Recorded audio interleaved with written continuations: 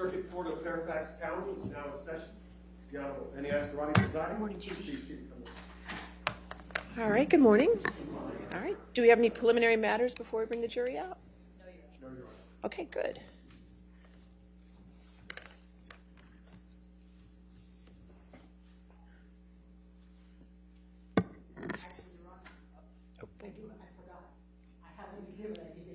Okay, that's fine. Which exhibit number is it? One from yesterday is defendant's 1246. 1246? Okay, great. All right, perfect. Thank you. All right, you get the jury. 46.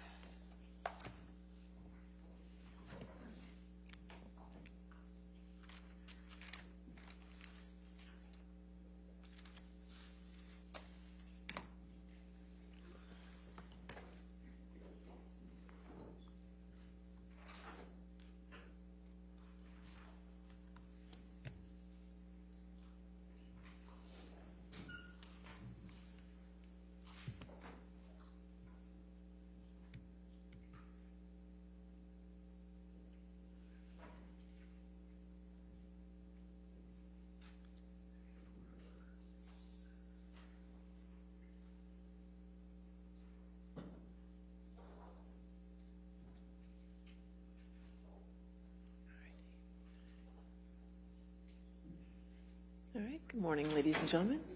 All right, your next witness. Good morning, Your Honor, ladies and gentlemen. Mr. Depp calls Terrence Dougherty, Dougherty, and for the first part of the deposition, it will be Mr. Depp's counsel asking the questions, and then it will change, and we'll let you know. Thank you. Thank you.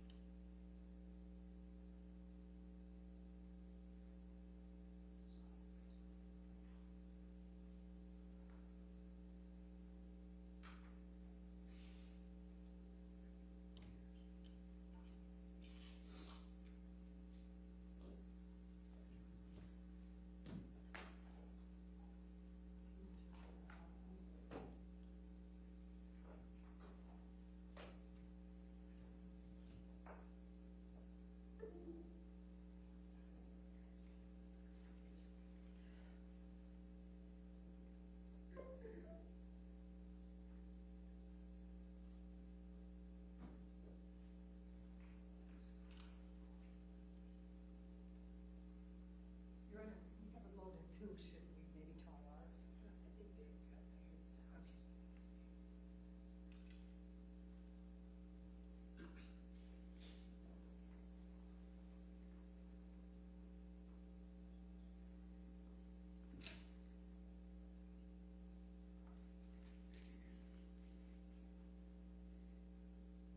Address. 360 Riverside Drive. Good morning, Mr. Dougherty. Would you please state your full name for the record? Terrence Dougherty. What is your address? 360 Riverside Drive, New York, New York, 10025. I went to Oberlin College. I got a BA there, and and with the majors in history and in English, and I studied viola da gamba performance at the Oberlin Conservatory. I then took 4 years. 4 years after I graduated, I went to Columbia Law School. In what year did you receive your BA from Oberlin? 1991. And what did you do in the 4 years between your graduation from Oberlin and going to law school? I was a kindergarten teacher in the South Bronx at a homeless shelter for a few years. And then I did freelance editing work for an academic press named Routledge, and simultaneously was the writer, research assistant to feminist cultural critic Bell Hooks. And remind me, sir, where you went to law school? Columbia. Did you receive your JD from Columbia? I did. In what year was that? 1998. Having received a JD from Columbia, I take it you know what a statute of limitations is. Is that correct? Correct. After receiving your JD from Columbia, what did you do in terms of your professional life? I worked at Fried, Frank, Harris, Shriver, and Jacobson for about 4 years, 3.5, 4 years. I was in their tax department. And after that, I went to work at Patterson Belknap. And I was also in the tax department there, but worked on primarily with their exempt organization clients. Patterson has a large exempt organization client practice. Is it fair to say that you worked for Mr. Schwartz's firm, Patterson Belknap, from about 2002 until about 2005? That's exactly right. Did there come a time you left Patterson Belknap to work for the ACLU Foundation? Correct. At the time you left, was the ACLU a client of Patterson Belknap? Yes. And it continues to be a client until the present day, correct? Correct. Correct. Was there any time between 2005 and today where Patterson Belknap ceased to be a client of the ACLU? No. You mean where the ACLU ceased to be a client of Patterson, right? Yes, thank you for that correction. Yeah, no, we've been a client the whole time. Not always with active matters, of course, but a client the whole time. In what capacity did you start at the ACLU Foundation in 2005? I was the ACLU's first in-house lawyer. My title was Senior Corporate Counsel. What were your responsibilities generally when you began as Senior Corporate Counsel at the ACLU Foundation? My role was to serve as the organization's in-house lawyer and to assess what the needs were for an in-house counsel department or practice at the ACLU. And I take it you have continued to work as a lawyer at the ACLU on an uninterrupted basis from 2005 to the current day? Correct. My title changed relatively soon after 2005. In either 2006 or early 2007, my title was changed to General Counsel. Is that still your title today? It's part of my title. I'm General Counsel and I'm also Chief Operating Officer. To whom do you report? I report to Anthony Romero, the Executive Director, Chief Executive Officer. So that's a direct report. There's no intermediary between the two of you, correct? Yeah, direct report. Sitting here today, do you know how much money Ms. Hurd has actually donated to the ACLU, actually remitted to the ACLU? Yes, I do. How much is that? So when you say remitted, do you mean direct payments from her personally, or do you mean payments on her behalf, or payments from a donor advised fund that she might have set up, or are you? We can break it down. Let's first from how much has Ms. Hurd paid directly to the ACLU? That would be $350,000 paid directly. How much has been paid indirectly and credited to Ms. Heard? There was $100,000, which was a check from Johnny Depp. There was a $500,000 payment from a donor-advised fund at Vanguard, and then there was a $350,000 payment that appears to be from a donor-advised fund at Fidelity, making it total $1.2 million. And when you speak of credited toward Amber Heard, to what are you referring? And I think I might have done the math wrong. Let me just do the math in my head. It's 700, 800 plus the 5. I think 1.3 is the amount. We received a check from for the $100,000 payment. We received a check from Johnny Depp's representatives, and it was said to be a payment in connection with on behalf of Amber Heard. She confirmed that. The $500,000 payment from Vanguard Charitable, she confirmed was a payment on her behalf, and the $350,000 payment as well. When you say credited toward her, what does that mean?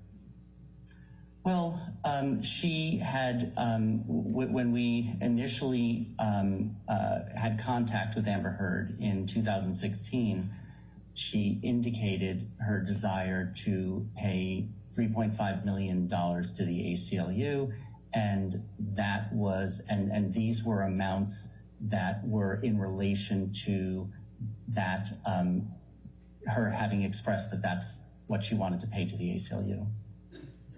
So it's fair to say that she has not donated $3.5 million as of today to the ACLU, true? True. When you say that Mr. Depp, our client, donated $100,000 to be credited toward Amber Heard, did the ACLU in fact credit that $100,000 toward the $3.5 million Ms. Heard promised to donate to the ACLU? We do credit it. Did Ms. Heard direct you to credit it to her account, as it were? We asked Ms. Heard if we should credit it, and she said that we should. With what person or entity is Vanguard Charitable associated? So Vanguard Charitable is a nonprofit that Vanguard, the financial institution, has set up that provides for a wide variety of donor-advised funds for individuals to use for their charitable giving. So there are thousands of Vanguard Charitable donor-advised funds.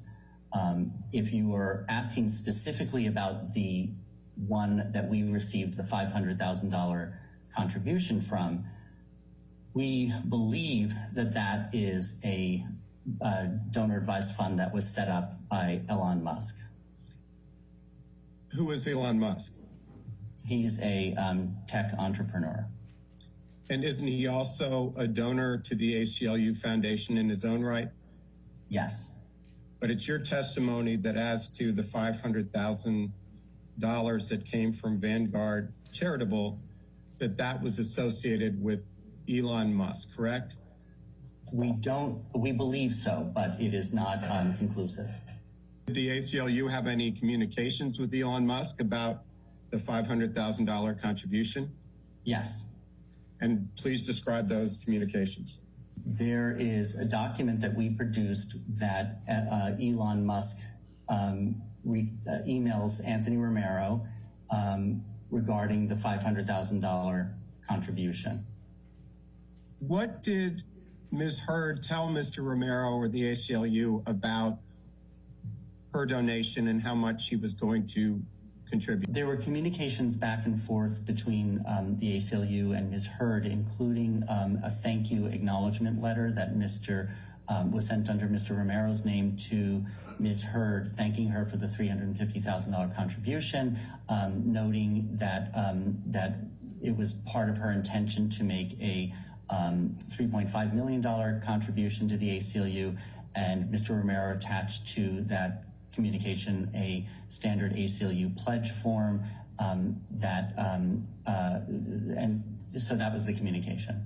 We were aware very early on that her intention to contribute the $3.5 million to us was half of her $7 million divorce proceedings. I don't recall which specific communication with us gave us that knowledge. What, if any, understanding did the ACLU have prior to the publication of the op-ed about Ms. Hurd's plans to dispose of the other half of the $7 million settlement, or the other $3.5 million? Yes, we understood that the other $3.5 million, the other half, was going to a children's hospital in Los Angeles. When did the first donation, the $350,000 from Ms. Hurd, actually arrive at the ACLU? It was very soon after the communication between Elon Musk and Anthony, and I believe that it was that communication was in August of 2016, and it was shortly thereafter. Please describe your conversations with Ms. Weitz. I asked Ms. Weitz whether it was her decision to ask Ms. Hurd to be an ACLU ambassador, and she indicated that it was. I asked Ms. Weitz to describe what are the criteria for, sorry, a calendar thing popped up. What are the criteria for asking for becoming an ACLU ambassador? And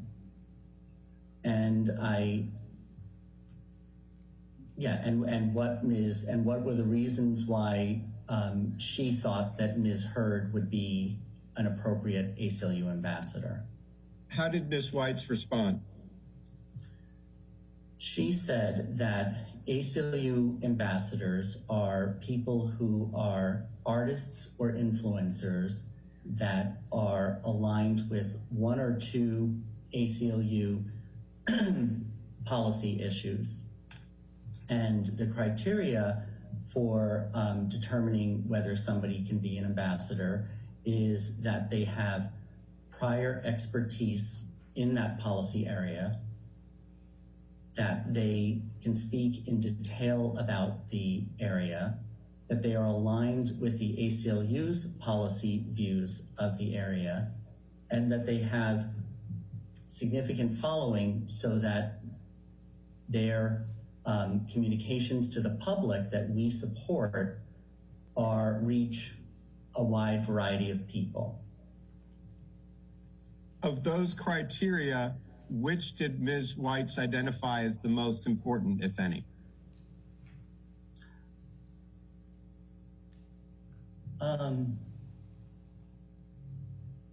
I don't think there's any that she did not identify any as the most important. What, if anything, did Ms. Weitz tell you about Ms. Hurd's expertise in women's rights? Ms. Weitz said that she had arranged a meeting between Ms. Hurd and representatives of our Women's Rights Project and our Reproductive Freedom Project, and Ms. Hurd spoke with such clarity and expertise on issues of gender-based violence that she decided that she would be an appropriate person to ask to become an ACLU ambassador, and she did so. What, if anything, did Ms. Weitz tell you about Ms. Hurd's significant following?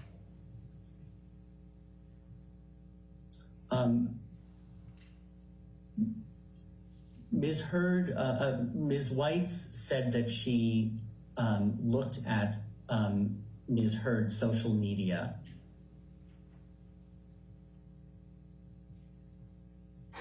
Anything else? No, not that she said to me. All right, let's look to topic 6. What, if anything, did you do to prepare to testify about your role, the ACLU's role in the conception, preparation, drafting, or publication of the op-ed?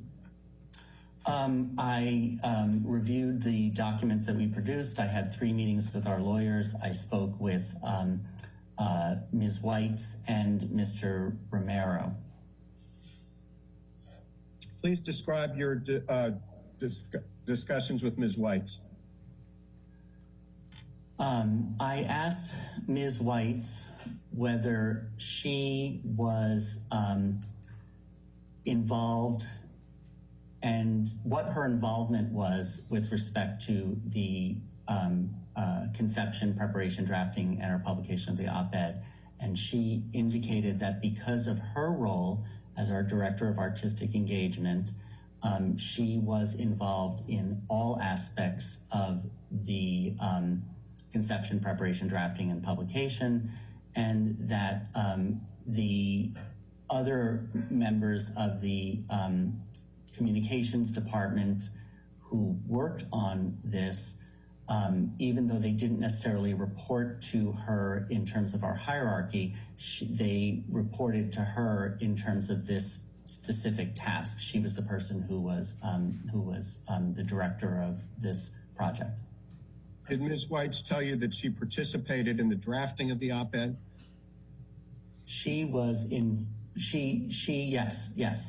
Yes.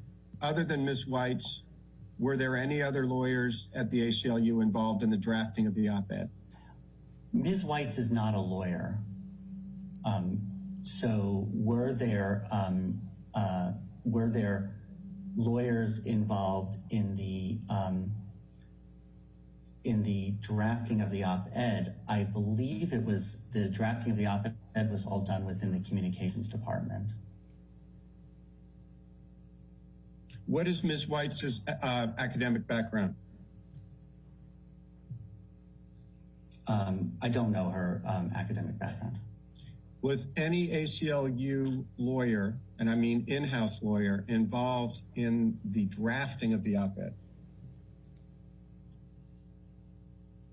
I believe the answer is yes. I believe that there are documents that support back and forth between support for the op-ed, but I don't recall.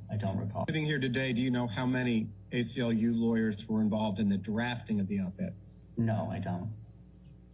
Were there any ACLU lawyers involved in the reviewing of the op-ed before it was submitted to the Washington Post? Yes, there were. How many? I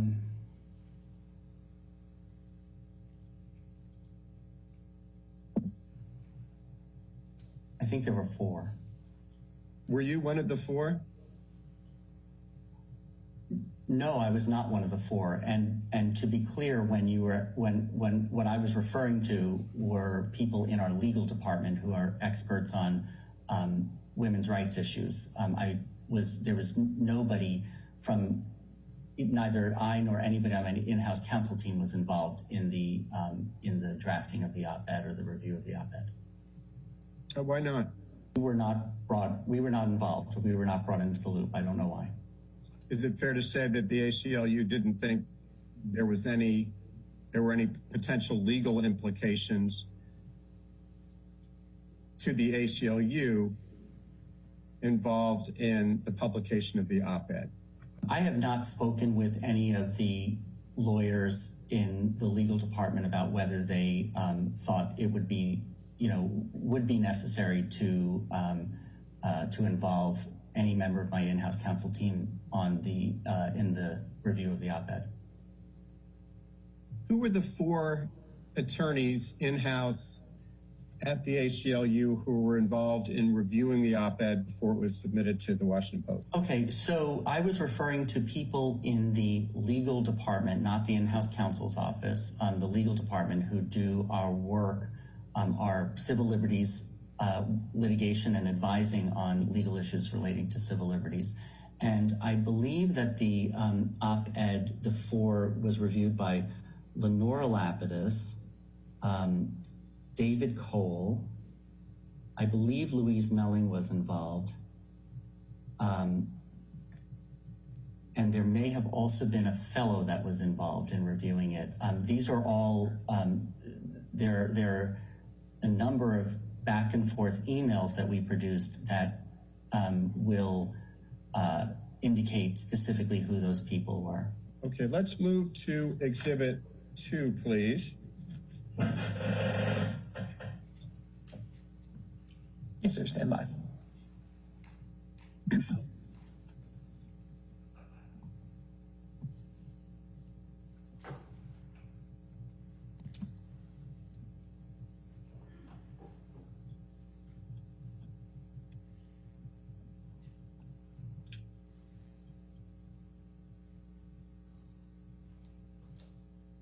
Mr. Doherty, have you ever seen this document before? Yes. What is it? These are conversations within the ACLU Communications Department about Ms. Hurd donations to the ACLU and the possible engagement of that issue as a communications matter for the ACLU. Mr. Doherty, if we could start in the email in the middle of the first page of Exhibit 2. The middle of the first page. Okay, go ahead. Yes. Who is Stacy Sullivan? Stacy Sullivan was a senior person in our communications department. Is she still at the ACLU? No. When did she leave?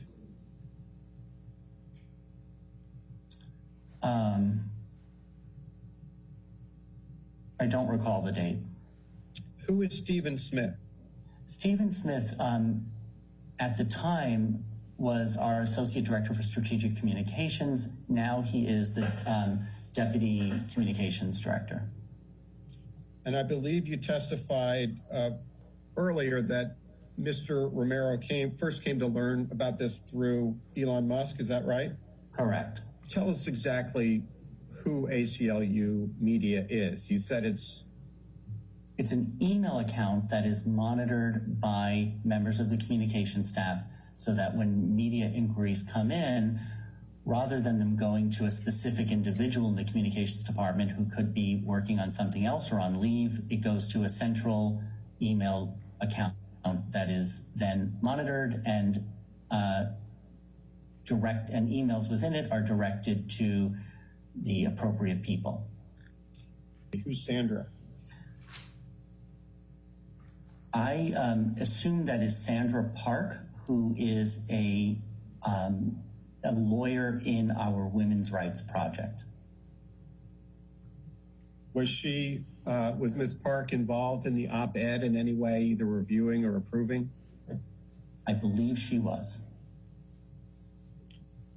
That coverage is good for the ACLU, correct?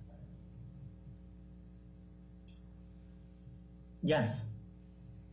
And the press coverage, among other things, enabled the ACLU to promote its work helping victims of domestic violence, correct? Correct. Specifically, how does the ACLU record donations? We record donations in our donor database. It's referred in the trade as a CRM, a constituent record management system. And at this time, our CRM was a company called PIDI. At this point, our CRM is with Salesforce. Is there anyone at the ACLU who interacts or who interacted with PIDI? There are many members of our development department that interacted with PIDI with respect to the functioning support of that system and the vendor relationship. And then, and I'm not sure if you're asking this, but then there are a number of people in the development department who can input donor information into this database. I don't see them as having interaction with PIDI, but it's with our database. What type of information is input? It's very broad. The names, address, contact information, donations, prior history with donations, issues that they are particularly interested in. It's also differs depending on the nature of the donor. If somebody gives a $50 annual donation, that is recorded. If somebody is a $3 million a year donor to the ACLU, a different level of information is recorded in the system. If someone makes a donation on behalf of another person or to be credited to another person, how is that recorded by the ACLU? It is reported as such, as relating to, but there's many different ways that could somebody could give on behalf of somebody else. People can make a gift in honor of somebody else. People can make a gift in order to fulfill someone else's pledge. People can make a gift. A donor may help bring another donor to the ACLU. All of that information is recorded in our systems. Can a donor earmark his or her donation for a particular purpose? Absolutely. After Ms. Hurd announced her donation to the ACLU, what specifically did the ACLU do to document that donation? Well, we sent out a note to Amber thanking her for the donation. That is likely the contribution acknowledgement letter that Mimi is referring to. And that information was kept in our files. And the information regarding Ms. Hurd was recorded in our Salesforce, or at the time, PIDI database. At the time the ACLU sent Ms. Hurd the acknowledgement letter, was it the ACLU's expectation that the $3.5 million would be paid by Ms. Hurd in all at once in a lump sum? No, I do not believe it was. I believe that we believed that it would, based on the Elon Musk email, we thought that it might be, that it was intended to be over a 10-year period, although that was never specifically confirmed. Well, that's interesting. What email are you referring to? I believe that the first email from Elon Musk to Anthony Romero said that it was over a 10-year period. Anything else to make the ACLU believe that Ms. Hurd was not paying the money right away out of her divorce settlement with Mr. Depp? Anthony, in his communications with Ms. Hurd, referred to the amount as a pledge, and a pledge is generally what a pledge means is that the amount is not necessarily paid all at once. It's pledged to the organization rather than just sending a check. There's some kind of varying levels of commitment made to give amounts over a period of time, which is, excuse me, useful for the charity to know so that it can make future projections as to income. Mr. Doherty, who, if anyone at the ACLU, was assigned to handle or track Ms. Hurd's donation? That would have been two different people, depending on what you mean by track. There is a person in our leadership gifts department, which is the department that deals with high-level donors. His name is John Moresco, and his role is to, in addition to facilitating, maintaining the relationship with those donors, is to oversee the back and forth with those donors for annual giving. So in this case, that would include Ms. Heard's gifts to the ACLU. And then there's a second group within the development department that is the team that maintains the overall donor database, the then PIDI, now Salesforce database. Okay, was Exhibit 9 prepared in the ordinary course of the ACLU's business? It's not back up on the screen yet. Okay, here it is. Yes, it was. Is it maintained in the ordinary course of the ACLU's business? Yes. Were these emails, to your knowledge, prepared contemporaneously with people having knowledge of the contents? Correct. Okay, if we could please move ahead to Exhibit 11. Yes, sir. Stand by.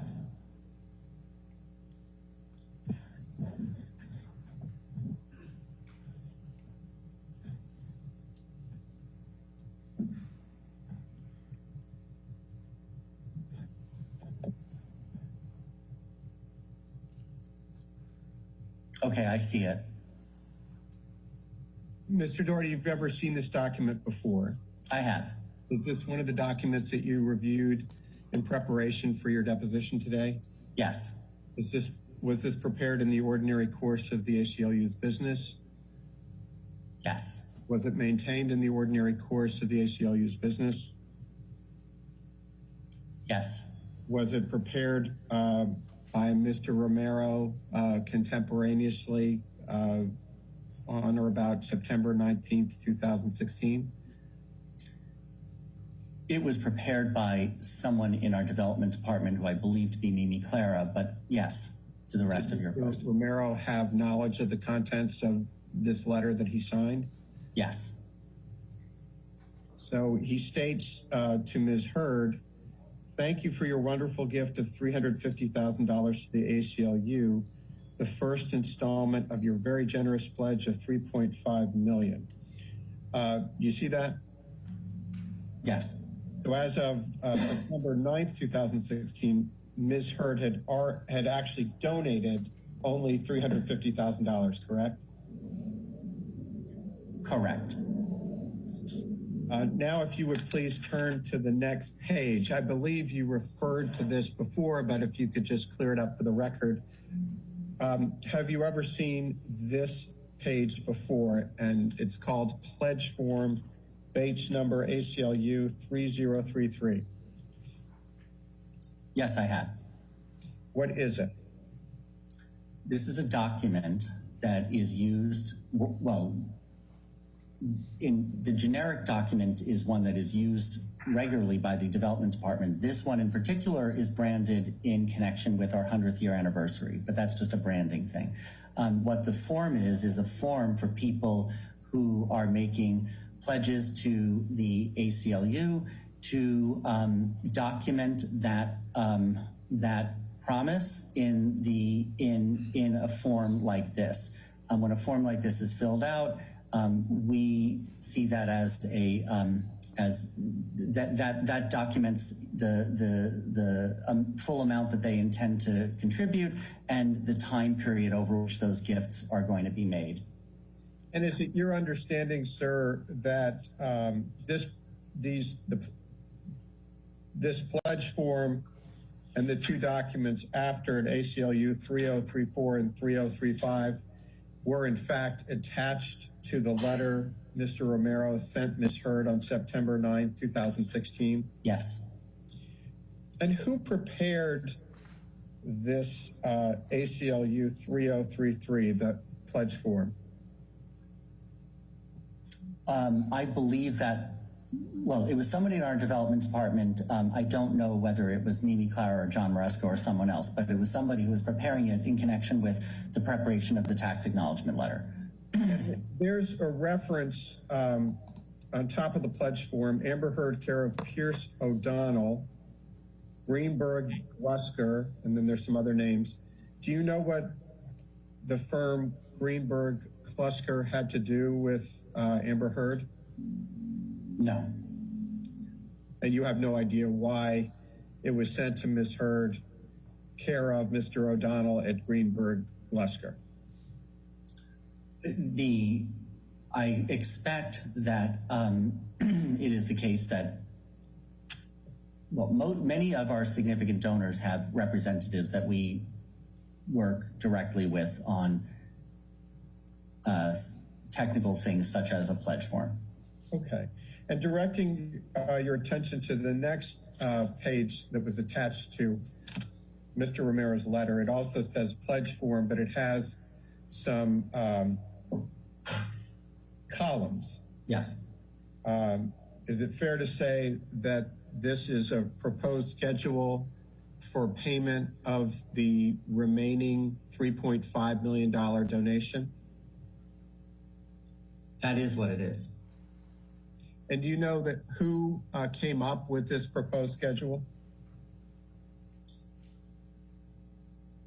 I don't know who prepared this form and don't know who told the person who prepared this form to do the gift payment schedule in this way. Do you see at the bottom of that page, ACLU 3034, part of Exhibit 11, that there is a signature line? Correct. Yes, I do. Did Ms. Hurd ever sign this pledge schedule? No. Did anyone at Greenberg Glusker or anyone else on behalf of Ms. Hurd ever sign this form? No. Why not? I don't know the answer. Did Ms. Hurd ever agree to any schedule for the payment of her $3.5 million donation? There are documents that we produced that point to Ms. Hurd being aware of this as a multi-year commitment, including the Elon Musk email to Anthony and back and forth between Anthony and Amber on an annual basis about her, about this gift. My question was actually a simple one. Did Ms. Hurd ever agree to any schedule for the payment of the remainder of the $3.5 million donation? I don't recall her having seeing anything where she agreed to a 10-year schedule like this. Let's go now, please, back to Exhibit 10.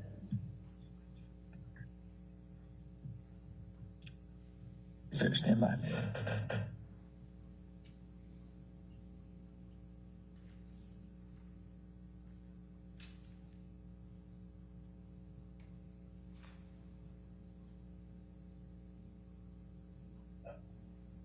Okay.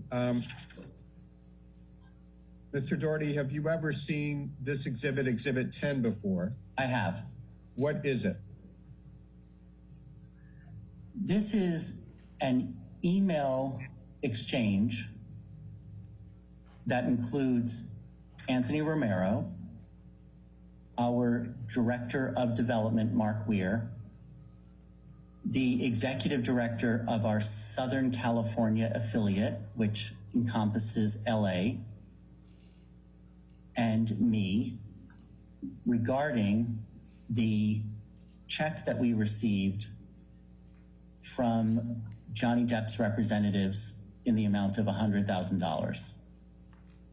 Was Exhibit 10 prepared in the ordinary course of the ACLU's business? Yes. Was it maintained by the ACLU in the ordinary course of its business? Yes. Were these emails prepared contemporaneously by people having knowledge of the content? Yes. Okay, let's move please to the second page of the exhibit.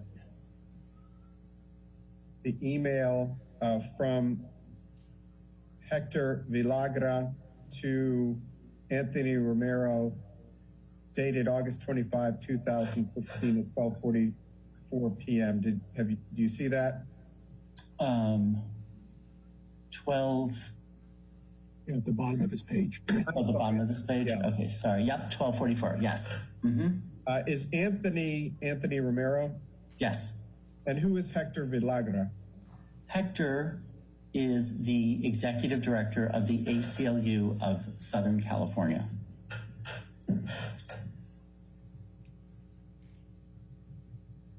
And you see where he informs Mr. Romero the actual check is for Mr. Depp, care of his CPA, and handwritten on the check it says donation being made in the name of Amber Heard.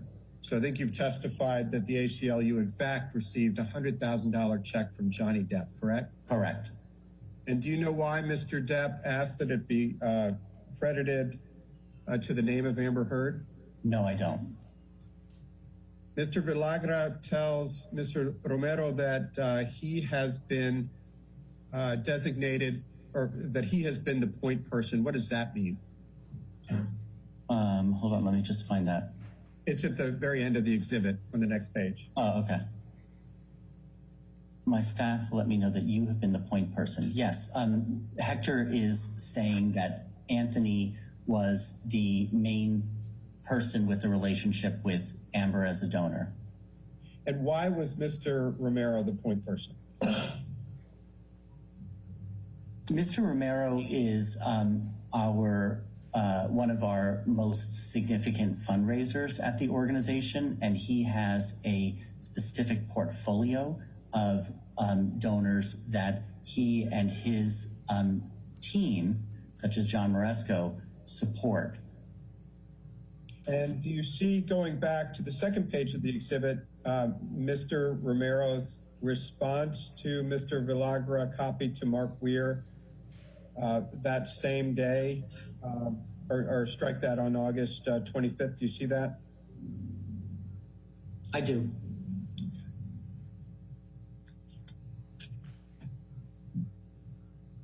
Now let's move back to the first page. And do you see the email from Mark Weiler to Hector Villagra, copied to Mimi Clara, on or about August 25th at 11:12 a.m.? Yes. So he says, just spoke with Anthony, strike that. Just spoke with Anthony, who just got off the phone with Elon Musk. And Anthony refers to Anthony Romero, correct? Correct. Why was Mr. Romero discussing the Heard donation with Elon Musk? My understanding is that Anthony reached out to Elon Musk because he had a prior relationship with Elon Musk, and Elon Musk was the person who first contacted Anthony about the donation, about a donation from Amber. And wasn't Mr. Romero specifically asking him about Mr. Depp's donation of $100,000? That's how I read this email, yes. And if you look down, just below that, the email from Mr. Villagra to Mark Weir, and he says, got it, we will hold the check. That's a reference to the ACLU's holding the check from Johnny Depp, correct? That's how I read this. Okay, so now moving back up to that email from Mr. Weiler to Mr. Villagra, copied to Mimi Clara, he says, we're going to draft an email from Anthony to Amber explaining the situation and asking for her advice. What does he mean there? I take that to mean that we wanted to hear from Amber regarding whether this gift was attributable to the amounts that she wanted to contribute to the ACLU. Did the ACLU in fact reach out to Ms. Heard about Mr. Depp's $100,000 donation? Yes, there are documents that we produced that show a back and forth on that point between Anthony and Ms. Heard. And Mr. Weiler, or Mr. Weir, writes, I'll keep you in the loop, but definitely hold the check until we get clearance from Amber. Why would the ACLU need clearance from Amber Heard before it accepted a $100,000 donation from Johnny Depp? My understanding of this is that we that we wanted to know whether this, before we cashed this check, whether it was in relation to the Amber Heard desire to contribute to the ACLU as opposed to a separate desire by Johnny Depp to contribute to us individually. And in fact, the communication from Johnny Depp's representative said that it was in connection with Amber Heard, so we wanted to clarify what was going on. So moving to the email directly above that from Hector Villagra to Mark Weir, he says, we have more folks than I knew who followed TMZ. Here's their latest report. Amber Heard calls BS on Johnny's charity donation. Now you owe double. What's that a reference to? I don't really know specifically, other than to say that this is more indication that we were unclear of whether the Johnny Depp gift would count toward the amounts that Amber said she wanted to contribute to the ACLU. And then directing your attention to the top email in Exhibit 10, Mr. Weir responds, she's calling Johnny out on the $14 million in the press. What does that refer to? I don't know. I'm not aware of how 14 million plays into any of this. Okay, let's move ahead to Exhibit 12, please. Mr. Doherty, have you ever seen this document before? Just making it larger. Yes, I have. And what is it?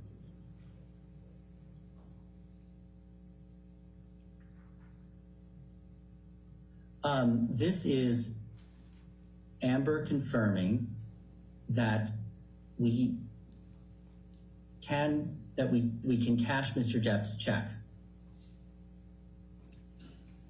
And did Ms. Heard, in fact, send this to Mr. Romero on or about October 17th, 2016?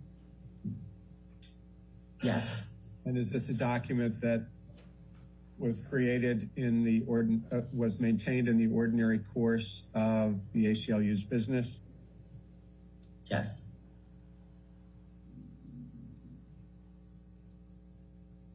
And it's true that the ACLU ultimately deposited Mr. Depp's check for $100,000, correct? Correct. Did the ACLU credit the $100,000 paid by Mr. Depp toward Ms. Heard's $3.5 million pledge or donation? We do credit that $100,000 amount toward the toward Amber Heard's charitable giving to the ACLU. Where, if at all, is that credit reflected in the ACLU's records? There are documents that we produced that show the fact that this was considered part of Amber Heard's charitable giving to the ACLU. After the ACLU received Ms. Heard's initial $350,000 payment, it received press inquiries about the Heard donation, correct? Correct. How many? Oh, I don't know the specific number, sorry. Was this document, Exhibit 20, maintained in the ordinary course of the ACLU's business? Yes. Was it prepared in the ordinary course of the ACLU's business contemporaneously by people having knowledge of the contents? Yes. On what date was Ms. Heard appointed an ACLU ambassador? It was in October of 2018. Okay, let's move ahead, please, to Exhibit 22. Did the ACLU ever issue a press release regarding the Vanguard $500,000 contribution? I don't believe we ever issued a press release in 2017 regarding Amber Heard's donations to the ACLU. Why not? We received an email from Amber that is in the documents that says that we don't need to do this. We shouldn't do this this press release. Let's go to 24, please.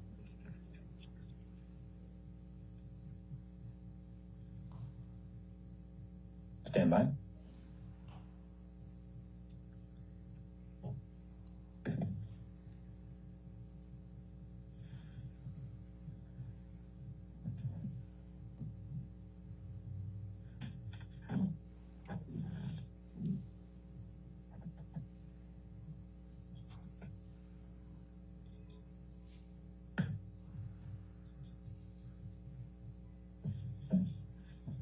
Mr. Doherty, have you ever seen this document, Exhibit 24, before?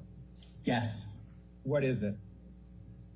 This is Anthony in his email to the one we just saw said that his comms people were going to be reaching out to Amber's people. And so Steve then starts that process, and Amber then Amber responds and says that she's no longer working with Pierce and introduces Steve to her new lawyer, Eric George. And she indicates that she has a concern about issuing a press statement. Is this document maintained in the ordinary course of the ACLU's business? Yes. Was it prepared in the ordinary course of the ACLU's business? Yes. And was it prepared contemporaneously by people having knowledge of its contents? Yes. I'd like to direct your attention to the email at the top of the page.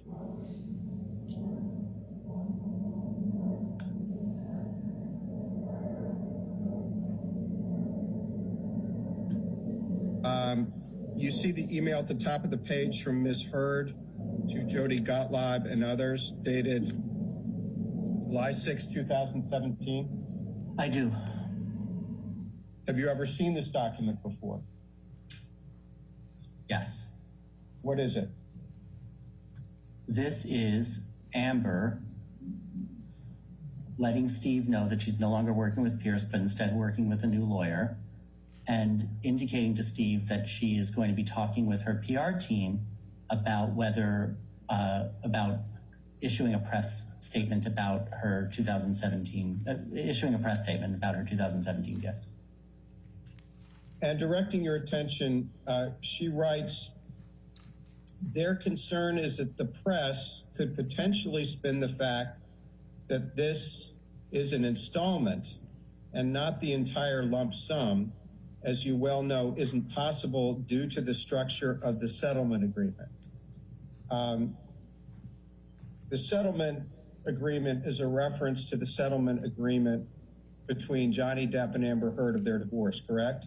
I read that to reference to the settlement agreement to be the settlement agreement between Heard and Depp, but I don't have any independent knowledge of that. What was the basis of your belief that she was going to pay you every year? The original communications and her response to us when we reached out to her, and she indicated, on a number of occasions that this was something that she was going to be looking into. But she didn't do it, did she? What we did receive was the $500,000 Vanguard charitable contribution, and then the next year, the $350,000 contribution. She didn't pay you on an annual basis, did she? Yes, we didn't receive any amounts in 2019 and on. Let's move up to the middle email on the page. Mr. Weir to Steve Smith. Thanks, Steve. Her gift is technically unrestricted, but it is weighted towards women's rights issues. What does that mean? What that means is that there's a particular type of gift that is legally restricted for a specific purpose, and that could be that the restriction could be done in a number of ways. That was not done in this situation, but nonetheless, the intention in making gifts to the ACLU was to support that work. So there's that subtle distinction, and this is not an uncommon one at the ACLU. After the Vanguard payment of $500,000 in July 2017, what, if any, payments did Ms. Heard make to the ACLU? There was one more payment of $350,000 that came from Fidelity Charitable. So it looked to be from a donor-advised fund at Fidelity. And when was that donor-advised Fidelity payment made? In 2018. So that... Go ahead. Sorry. Go ahead.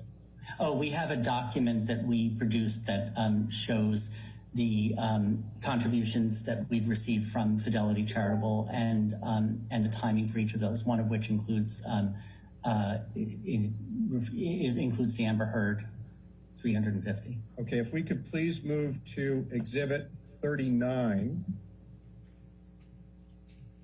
Yes, sir. Stand by. I'm showing you what's been marked as Exhibit 39. Have you ever seen this document before? Hold on, can we get the bait stamp number, please? It is 3037 ACLU. Thank you. You're welcome. I'm directing your attention to the penultimate entry on that page. Yes, There appears to be a reference. Well, first of all, have you ever seen this document before? I have. And what is it? This is a document that we created that lists the contributions made to the ACLU on a specific date, December 11, 2018, that came from the online at Fidelity charitable account. And is this document maintained in the ordinary course of the ACLU's business? The information in this is maintained in the ordinary course of this business. We created this document in response to the discovery requests. And does it truthfully and accurately reflect the donations made to the ACLU online on or about December 11th, 2018? I believe that it does. It is a document that I believe our development department pulled information from Salesforce, our current CRM, into an Excel, and that's what this is. So directing your attention to the penultimate entry on this page said $350,000 designation, donation from Amber Heard. Mm-hmm. What does that refer to? What that refers to is that since the giving account are the names of the Fidelity Charitable Donor Advised Funds, which is the column in the right, this one is designated as anonymous, meaning that the person who set up the donor advised fund, in this case, I believe Amber, wanted it to be an anonymous donor advised fund. So that it would be within her discretion to decide which gifts were that she recommended were her recommendations or not. And so we put into this special purpose category, we marked that this was a donation from Amber Heard, meaning a recommendation from her to make a contribution from her donor advised fund.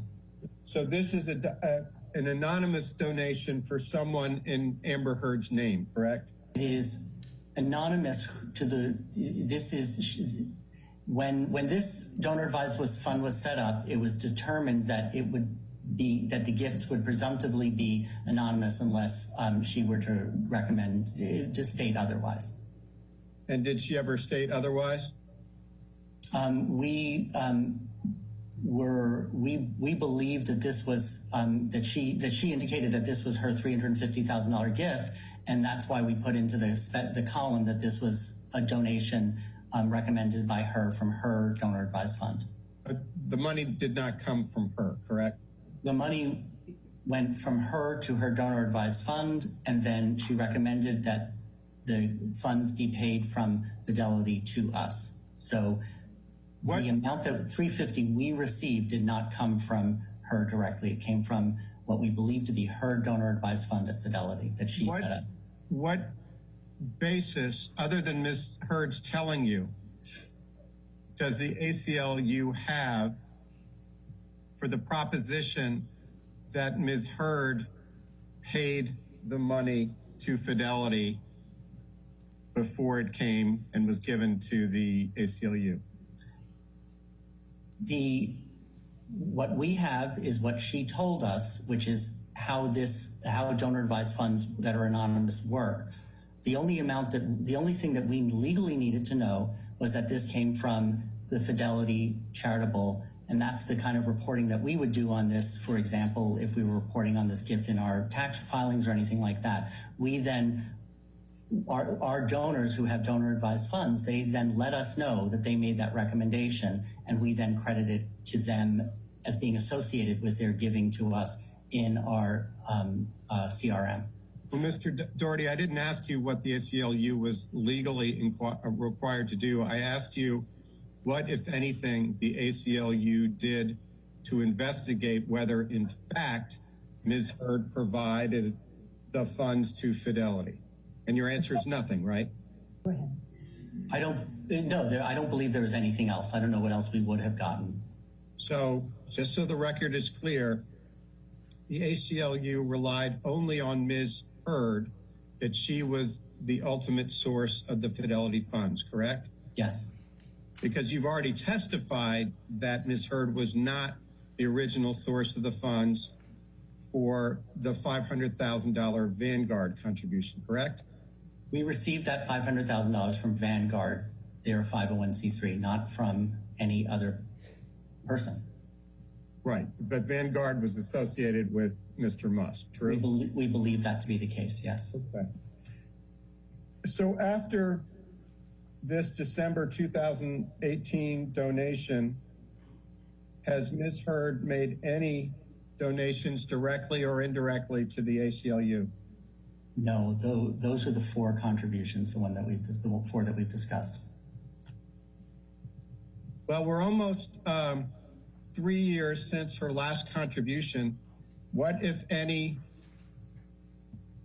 efforts has the ACLU made to get Amber Heard to pay? We reached out to Ms. Heard. We reached out to Ms. Heard starting in 2019 for the next installment of her giving, and we learned that she was having financial difficulties. Well, let's unpack that. So when in 2019 did the ACLU reach out to Ms. Heard about making her promised contributions? I don't recall the date, but there is a document that we produced that was an email from Anthony to Amber about this in 2019. Okay, let's move ahead to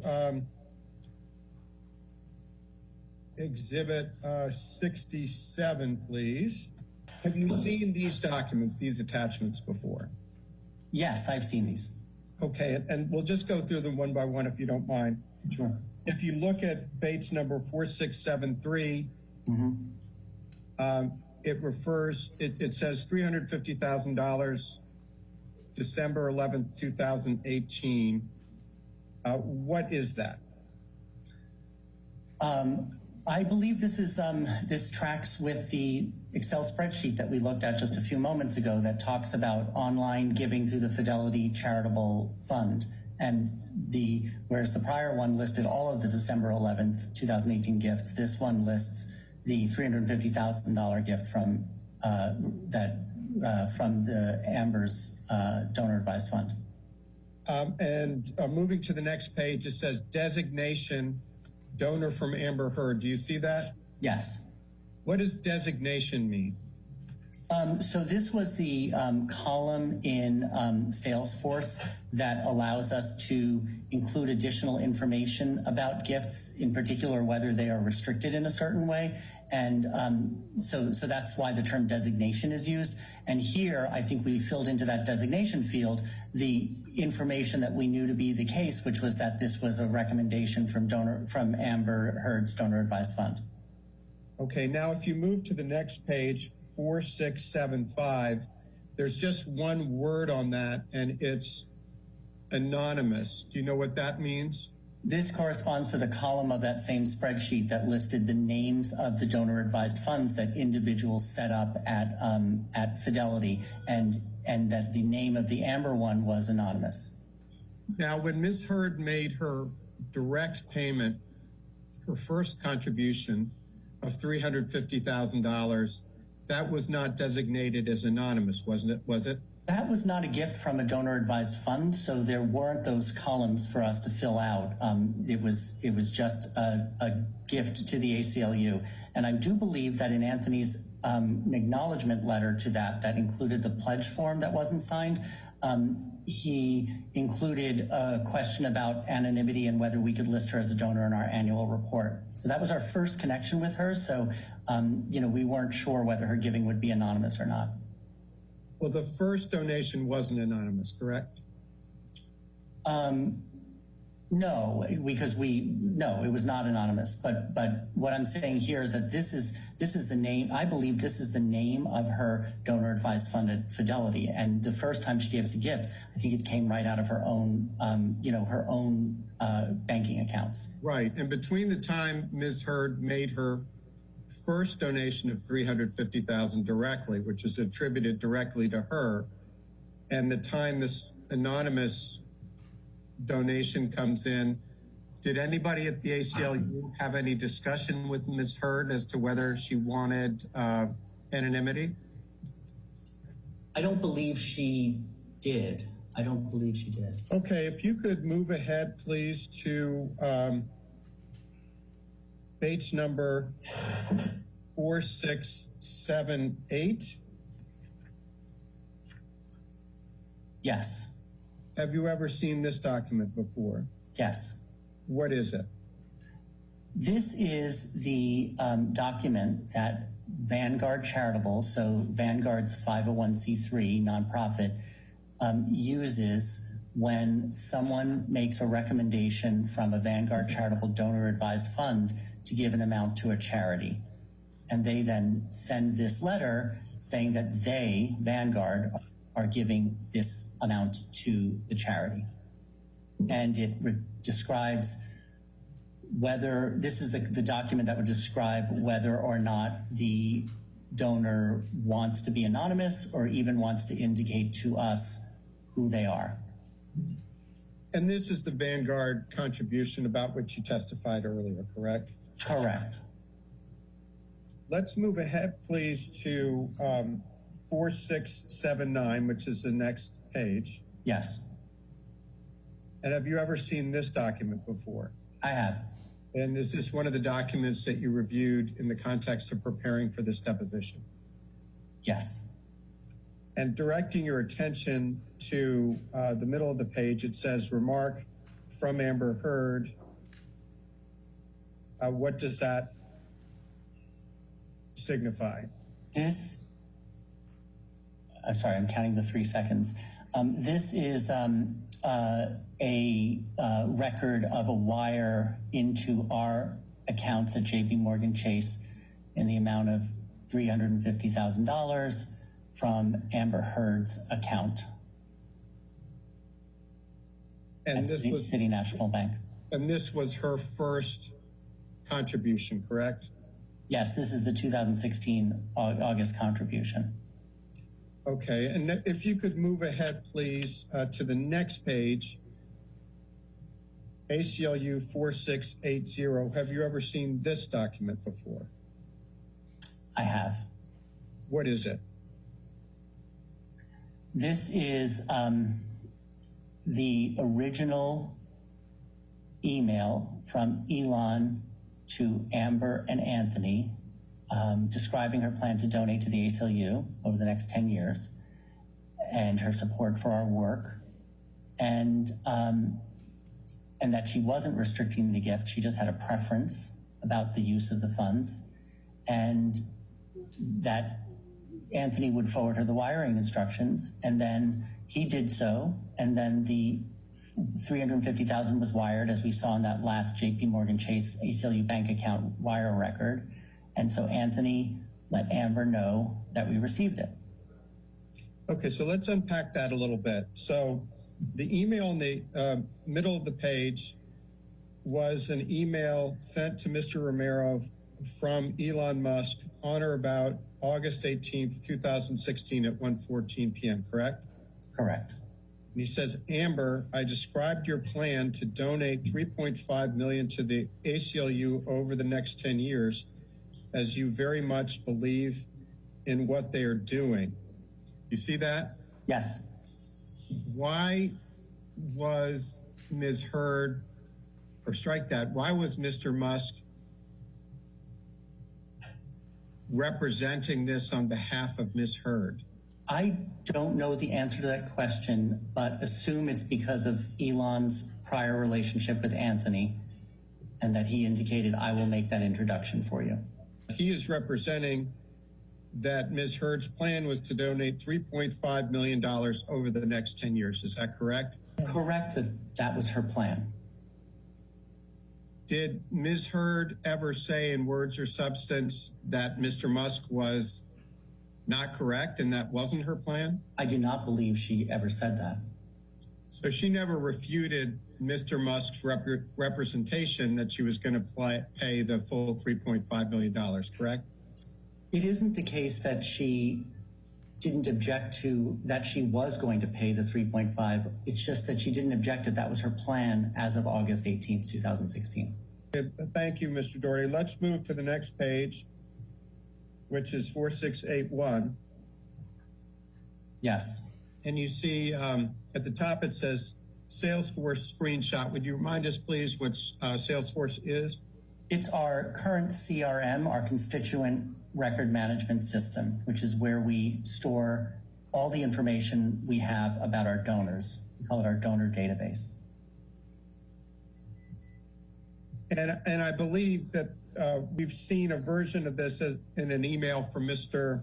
Moresco, correct? I do recall that this this is part of documents that we produced.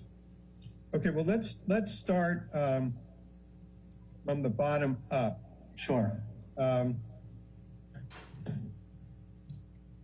If you look at the bottom entry in the column, it had the entry that has a close date 8/19/2016, completed $350,000. What does that mean? That's a record of her $350,000 contribution to us. And you see the designation, the giving name pledge payment? I do. And what does that refer to? That this was in connection with her overall plan to make a contribution to us of $3.5 million. Okay, now let's move up to the entry in the middle of the chart. It says Ms. Amber Heard's soft credit 2017, close date June 12, 2017, completed $500,000. What does that mean? That's the record of the Vanguard charitable contribution in 2017. Why does it say soft credit instead of pledge payment? Because it didn't come directly from Amber. It came from the Vanguard Charitable Trust, charitable fund. And we wanted to continue to associate it, though, with Amber in our donor database. Is it customary for the ACLU to make distinctions between hard donations, that is coming directly from the donor, and donations made by others in the donor's name? It's extremely important for us to understand whether funds came directly to us from a donor, from a donor's donor-advised fund, or from another donor altogether. That's all very helpful information to us as we think through our fundraising program. But my question was, is it common practice? And it sounds like it is common practice because you say it's important, correct? Yeah, I believe it's a common practice. Okay, and then let's look at the top entry in the chart. Yes. This is for the December 2018 payment, and I believe you testified this is the last payment Ms. Heard has made, correct? Correct. and it says Ms. Amber Heard donation 2018 payment.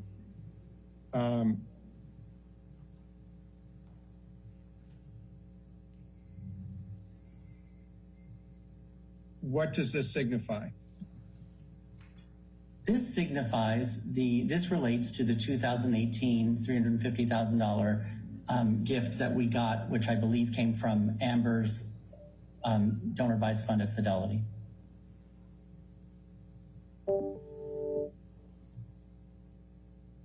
Okay, and let's close this out by looking at 4682. Purports to be an email from Liz Fitzgerald to Jonathan Moresco. Who is Liz Fitzgerald? Liz Fitzgerald's then title was Director of Special Gifts, but her current title is the Director of Development. She's the number 2 in our development department. She reports directly to Mark Weir. And even then, as Director of Special Gifts, she reported directly to Mark Weir.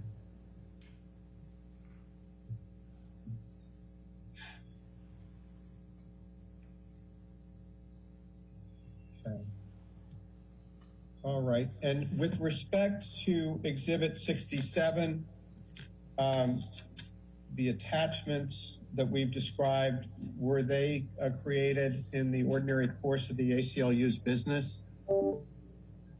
The only one that I would not say was in our ordinary course of business is number 4681, in that this was created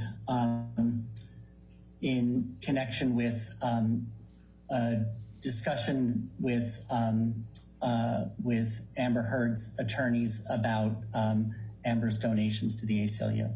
But all of the other documents in this exhibit were created in the ordinary course of the ACLU's business, correct? Correct. And even this one came from our donor database, which is something that we keep in the ordinary course of our business.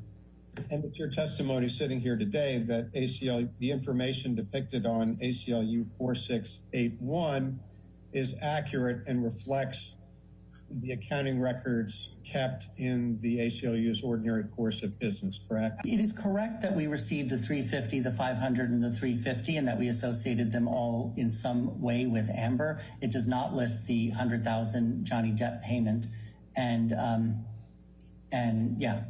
there's differing terms that are used in that. I'm not sure we would use the term soft credit. We might refer to another way now. After that 2017 gift, that's when we launched the new database system, the Salesforce system, and prior it had been the PIDI system. So we had been doing some changes to definitions about how we record gifts. But the basic, which is that these are all associated with Amber Heard, these 3 gifts, that is absolutely accurate.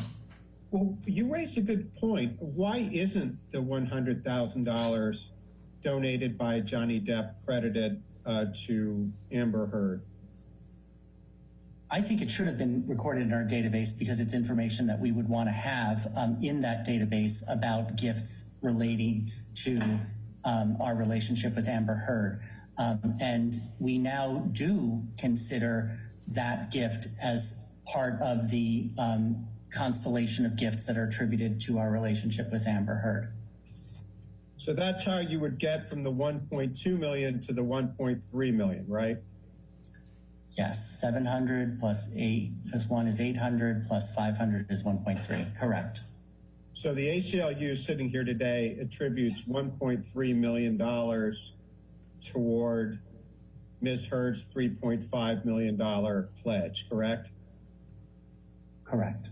And of that $1.3 million, $100,000 was paid by Johnny Depp, true? Correct. So putting aside 4681, all of the emails prepared by ACLU employees in the course of their ordinary business? Yeah, I'm just reminding myself.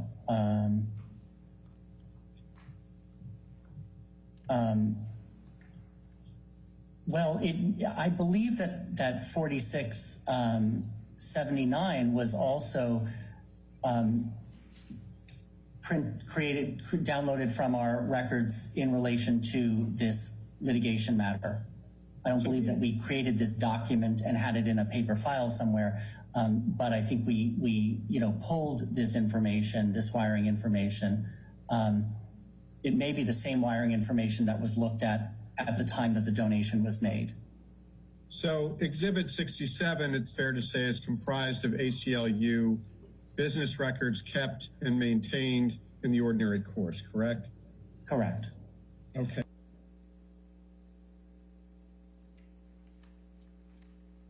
Excuse me, Your Honor, we're going to change topics with Mr. Doherty. And Take our morning break. Thank you, Your Honor. All right, let's go ahead and take our 15-minute recess. Do not discuss the case with anybody, and don't do any outside research, and we'll see you then. Okay.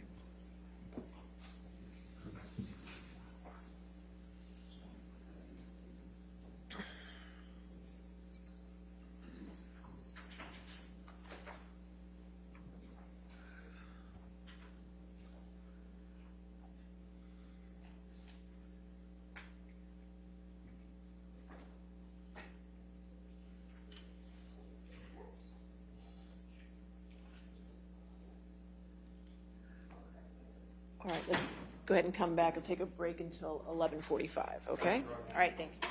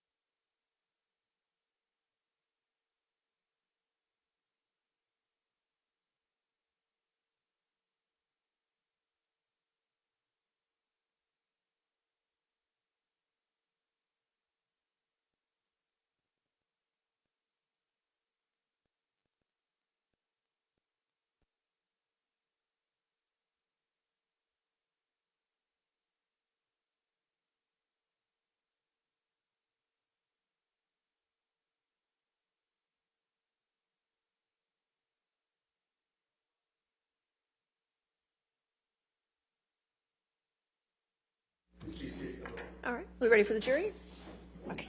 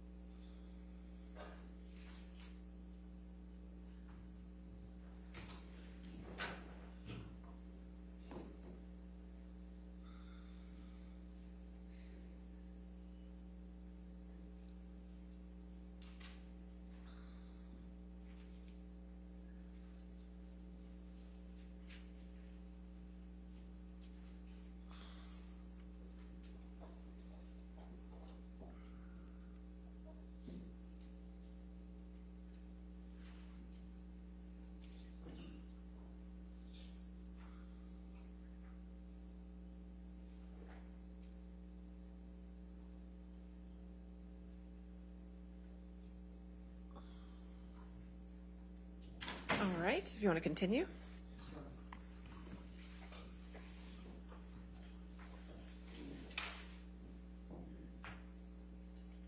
Let's move ahead, please.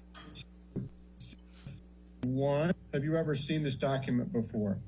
Yes. What is it?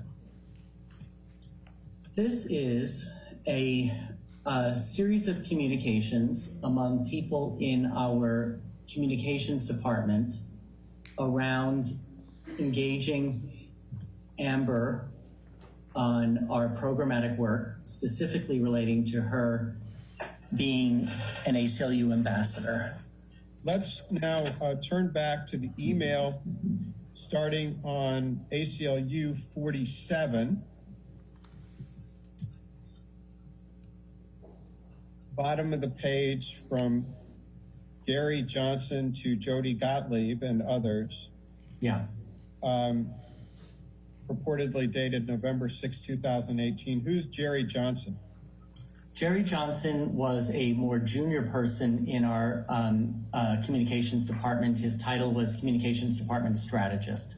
And strategists are often communications department associates that have expertise in and do work in a select number of our issue areas. Okay, he writes, I'd like your and Amber's thoughts on doing an op-ed in which she discusses the ways in which survivors of gender-based violence have been made less safe under the Trump administration and how people can take action.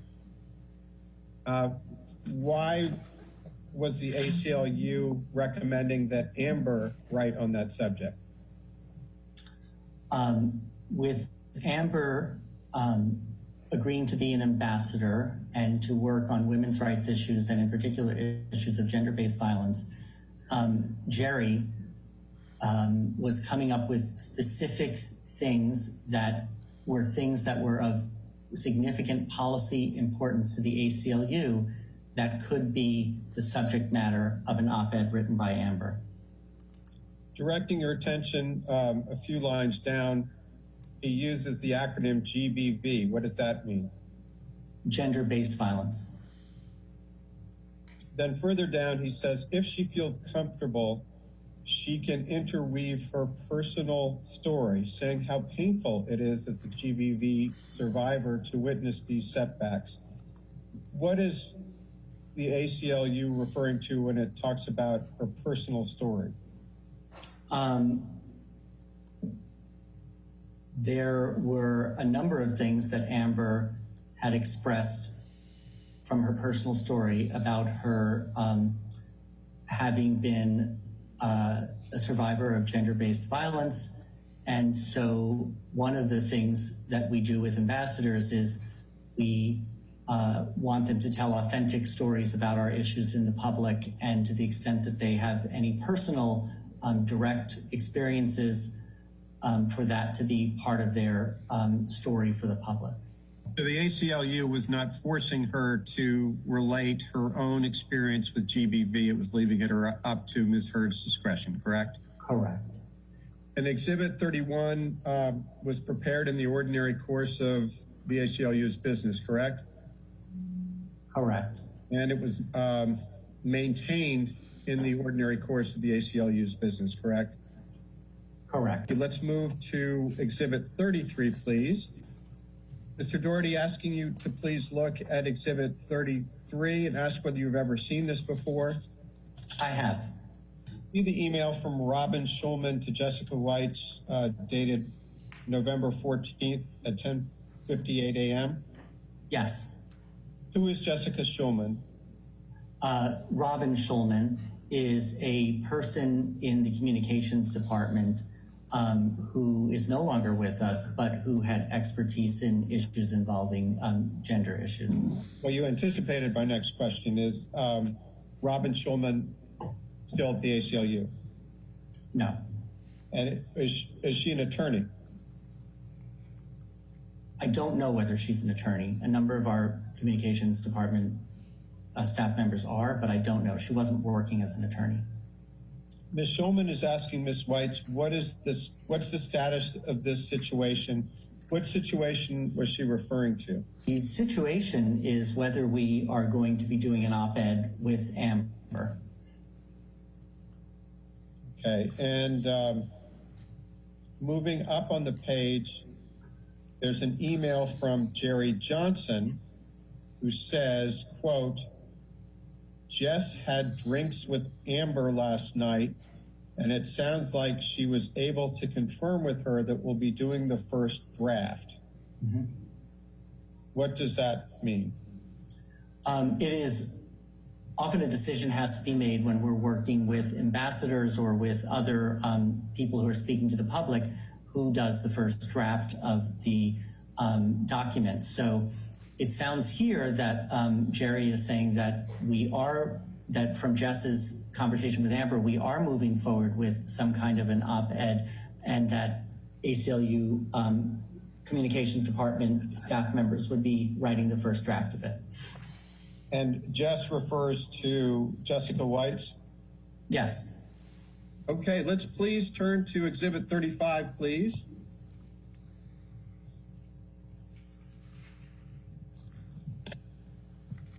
Have you ever seen this document before, Mr. Doherty? And yes, I have seen this document. Thanks, Michael. I didn't. And what is it? This is a series of communications about it's the result of a series of communications about the op-ed that Amber, under Amber's name, took place with a media outlet. And so this is Jessica Weitz sending a draft of that to Amber. Great. And let's go to the first email first, the email that starts in the second half of ACLU 185. It purports to be from Robin Schulman to Jessica Weitz on November 29. Do you see that? I do. And is she attaching the first draft of the op-ed to that email?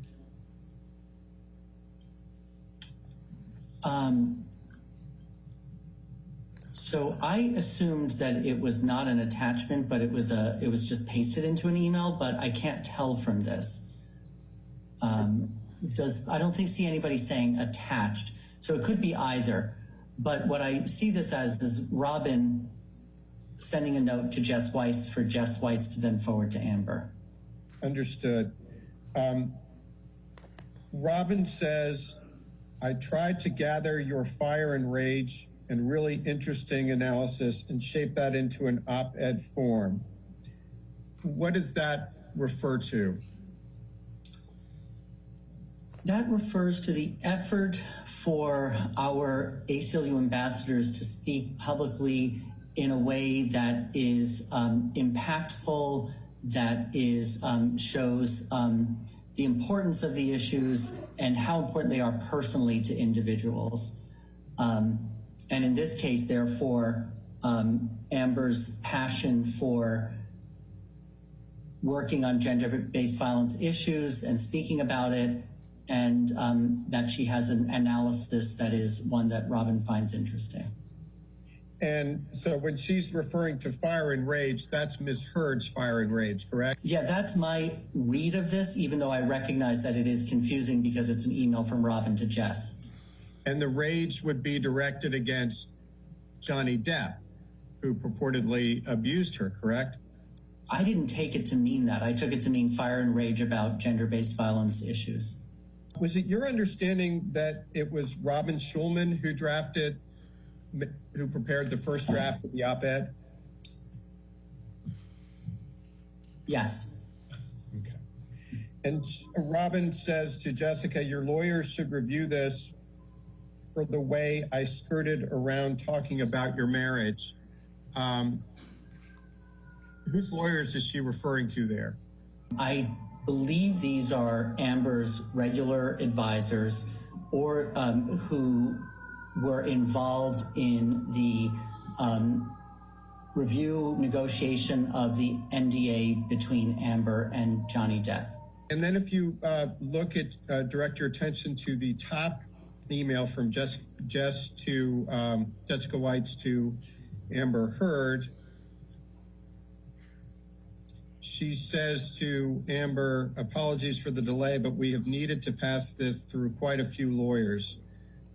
What lawyers did Jessica White's pass the op-ed through? These were lawyers in the Women's Rights Project of the ACLU, plus the director of the Center for Liberty, the deputy legal director of the ACLU who runs the Center for Liberty, within which is the Women's Rights Project, and even the legal director of the ACLU who runs the whole legal department, our programmatic litigation work on behalf of civil liberties, David Cole. But it never got to your level, correct? Well, David Cole is at my level, just to be clear. He also reports to the executive director, but it never got to me or anybody on my team. No one asked you to review the first draft of the op-ed? No. Did anybody ever ask you to review any drafts of the op-ed, including the final draft that was published in the Washington Post? No. She says, I want to make sure nothing was said in here that puts you in jeopardy with your NDA. What does that refer to? The non-disclosure agreement that was entered into between Depp and Heard in connection with the dissolution of their marriage and the settlement agreement. Okay, and is this a document that was prepared in the ordinary course of the ACLU's business?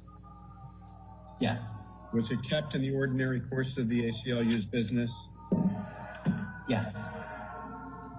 All right, let's move please to Exhibit 37. Have you ever seen Exhibit 37 before? Yes. What is it?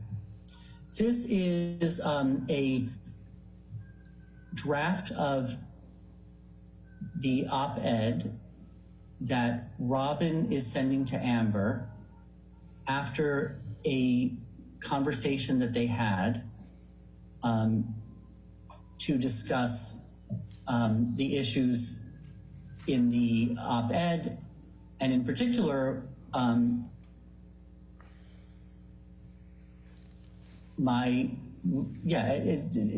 have a conversation about the op-ed. And then she sends her changes that were made to the op-ed that were relating to things that Robin and Amber discussed during that meeting. And to be clear, this next draft of the op-ed reflects changes that Robin Schulman made after she met in person with Amber Heard. Is that correct? Correct. What did Ms. Schulman and Ms. Heard discuss during their in-person meeting? My understanding is that they discussed some of the personal experiences that Amber Heard has had that Robin used to incorporate into the op-ed. And isn't it true that Ms. Heard's advisors initially revised the draft to remove any reference to Ms. Heard's marriage or divorce? I recall a number of email communications back and forth among ACLU personnel and Ms. Heard's attorneys where they were suggesting edits to the op-ed relating to matters covered in the NDA. And then isn't it also true that there were some at the ACLU who expressed their belief that excising those references to her marriage and divorce from Johnny Depp made the op-ed less impactful, correct? It is correct. That is correct. But ultimately, based on those voices, Ms. Heard pushed to get that excised material back into the op-ed so it could be more impactful. True? That's not my understanding. My understanding is that the language that wound up in the final op-ed piece was very different from the original language that Robin included in the op-ed after having spoken with Amber about her personal experiences. And how was it different? It did not refer directly to Ms. Heard's relationship with Johnny Depp. Okay, let's move ahead, please, to Exhibit 38. Yes, sir. Stand by.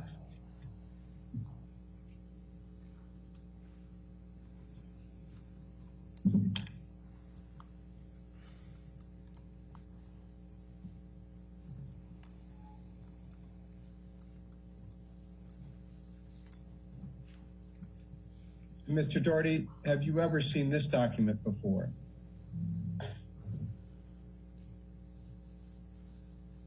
Yes. And is this one of the documents you reviewed in preparation for your deposition? Yes. What does this relate to?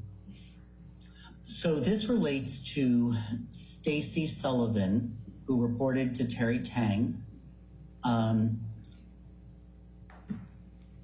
and her role with respect to this op-ed piece was to think about the best place to place it and to make the contacts with the media in order to get it placed.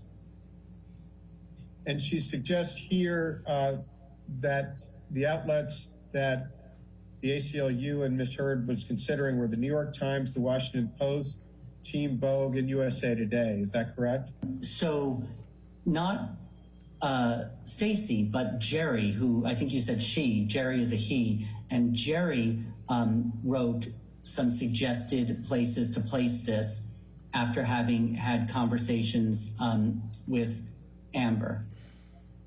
And Jerry's suggestions were the New York Times, Washington Post, Team Vogue, or USA Today. Is that correct? Correct. Whose responsibility was to place the op-ed? Was it the ACLU's, Ms. Heard's, or some combination of the two? The work to place the op-ed was taken on by the ACLU in that we have in our communications department people with expertise and who regularly do just that kind of work. But as we can see from this email, it was done in consultation with Amber Heard. And Mr. Johnson writes, since the draft turned out pretty strong and Aquaman slated to do large numbers, I'm wondering what you think about it. What does he mean by saying the draft turned out pretty strong? This appears to be the analysis of how broad-based and how what kind of reach the media outlets where we can place this will have, and that media outlets are more likely to take on publishing an op-ed like this if it is a strong one, and if it is, and to the extent that it is written by a person who's an entertainer or well-known person, that the more they are in the public eye at the time, the more likely it will be accepted by a more prominent or broader reach media outlet. And so that's the sort of descending media outlets are in descending terms in terms of descending, likelihood of, descending importance and reach, but greater likelihood from, for example, as we go down that list. And Amber's referencing her own direct personal experience, and her marriage to Johnny Depp makes it a stronger product, correct? I think that the Amber's contributions to the portion of the op-ed that talks about personal experiences is part of what informed the view that this was a strong op-ed, and the importance of the women's rights issues referred to in the op-ed, in that some of them were very timely women's rights issues before Congress. And Ms. Heard had a co-starring role in Aquaman, correct? I don't know whether she was a co-star, but I know that that was a film that she was in. And didn't she tell the ACLU that she wanted the op-ed to come out just after Aquaman was released? I do recall that there was a conversation about the optimal timing for the op-ed piece. And as part of that conversation, Ms. Heard said in words or substance that she wanted the op-ed to come out soon after Aquaman, correct? I believe that's correct. Who did she relate that to? I don't recall, although I believe that there's documents that we produced that can shed some light on that. Is Exhibit 38 kept in the ordinary course of the ACLU's business? Yes. Was it prepared by people with knowledge and prepared in a contemporaneous manner? Yes, it was. And it was made in the ordinary course of the ACLU's business, true? True. Okay, if we could move ahead, please, to Exhibit 41. This is another one of these, well, it's not that long. Yes, sir. Stand by.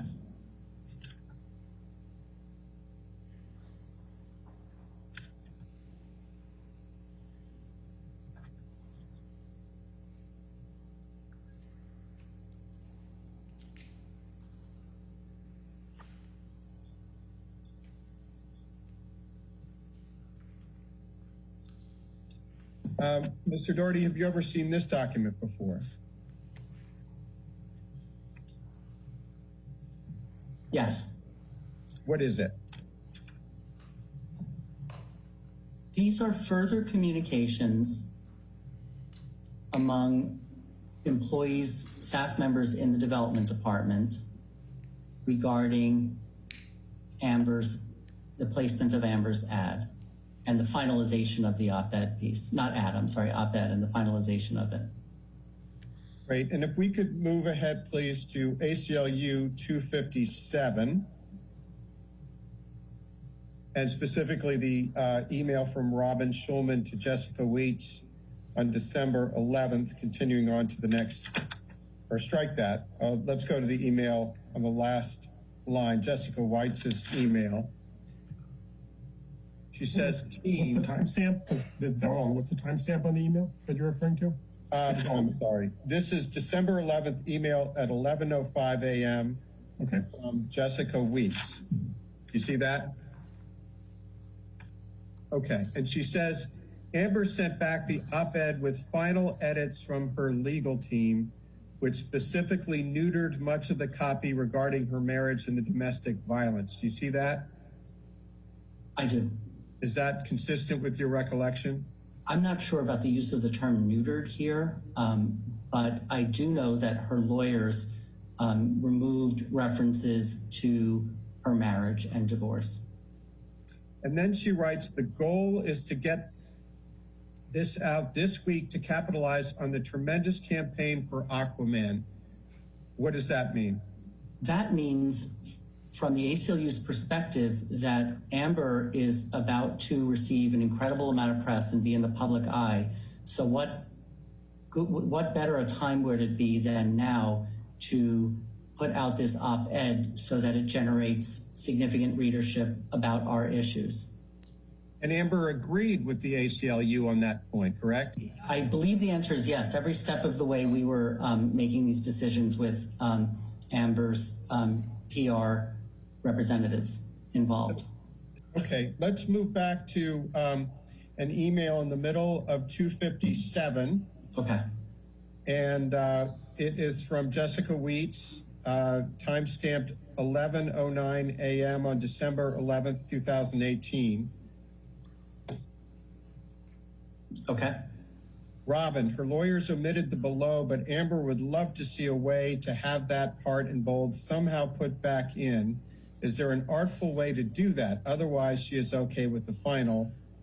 2 years ago, I sought a temporary restraining order from my then husband. Ellipsis was changed to 2 years ago after successfully acquiring a temporary restraining order, but still not cleared by her lawyers. Do you see that? I do. Is that consistent with your understanding about what Ms. Heard's desires were? Yeah, I trust Jessica White's relationship with Amber so that when Jessica told Robin that that was something Amber wanted, I have no reason to think that that's not correct. Okay, and finally, let's look at the beginning. The first email, Exhibit 41, from Stacy Sullivan to Jessica Weitz, says, yes, and I need to read the latest version, and Robin told me Amber's lawyers took out some of the stuff that made it really powerful. So let me look to see if I think it's strong enough for top tier. What did she mean by top tier? I think from Stacy's perspective, the more powerful a document is, the more likely it will go into a top tier news outlet such as the New York Times or the Washington Post, you know, that sort of descending tiering that was in Jerry Johnson's email. Okay. And is Exhibit 41 kept in the ordinary course of the ACLU's business? Yes. Was it prepared in the ordinary course of the ACLU's business by people having knowledge and done so contemporaneously? Yes. Okay, thank you. Let's move ahead to 43.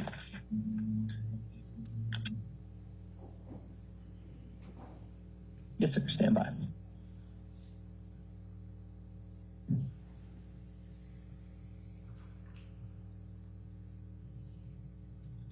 Okay. Directing your attention to the first page in Exhibit 43, from Jessica Weitz to Sean Waltz. Who is Sean Walsh? Sean Walsh at www.rconsulting.com. I don't know who that is. This is an email that includes in it people other than ACLU employees and ACLU consultants. So I'm assuming it's somebody relating to, one of Amber's representatives, but I don't know for sure. Do you know who Eric George is? Yeah, George, BGR firm. Yes, Eric George was one of Amber's attorneys. And she's announcing to the group that it's going to the Washington Post, a triple exclamation points. Correct. Take it the ACLU was pleased that it was placed in the Washington Post. Correct. And I believe you testified earlier, but I just want to confirm for the record, the ACLU took on the responsibility of attempting to place the op-ed, correct? Correct. And why the ACLU instead of Amber or her PR team? Placing op-eds about matters such as this is the kind of thing that is the bread and butter for the ACLU. And so I don't recall if a conversation happened about whether her PR people or our PR people should be in the ones that do the work to place this, but it is fully consistent with how we do our work that we placed this one. All right, let's go back to Exhibit 42, if you don't mind.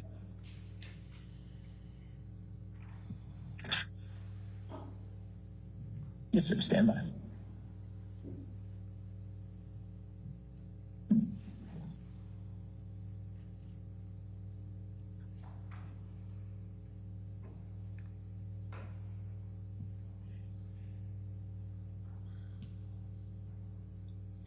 Have you ever seen this document before, Mr. Doherty? I am familiar with this document. Is this one of the documents you reviewed in preparation for this deposition today? Yes. Was it made in the ordinary course of ACLU's business by people having knowledge and doing so contemporaneously? Correct, yes. Was it maintained by the ACLU in the ordinary course of business? Yes. Would you please direct your attention, sir, to page Bates number 1181.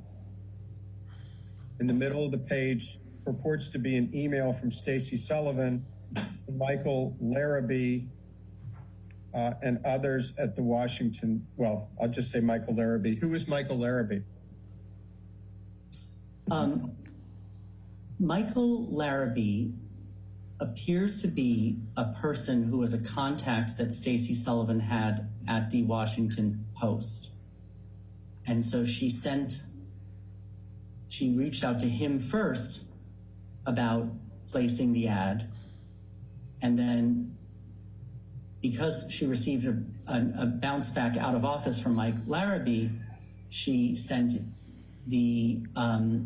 her original request to Michael Duffy and Mark Laswell, also at Washington Post. And what was the purpose of her sending them this email? This was her attempt to get the op-ed placed. And she writes, "Hey, Michael, wondering if we might interest you in a piece by Amber Heard, who, as you may recall, was beaten up during her brief marriage to Johnny Depp, on what the incoming Congress can do to help protect women in similar situations." Did I read that correctly? Yes, you read it correctly. All right, let's look, please. Let's turn to Exhibit 73.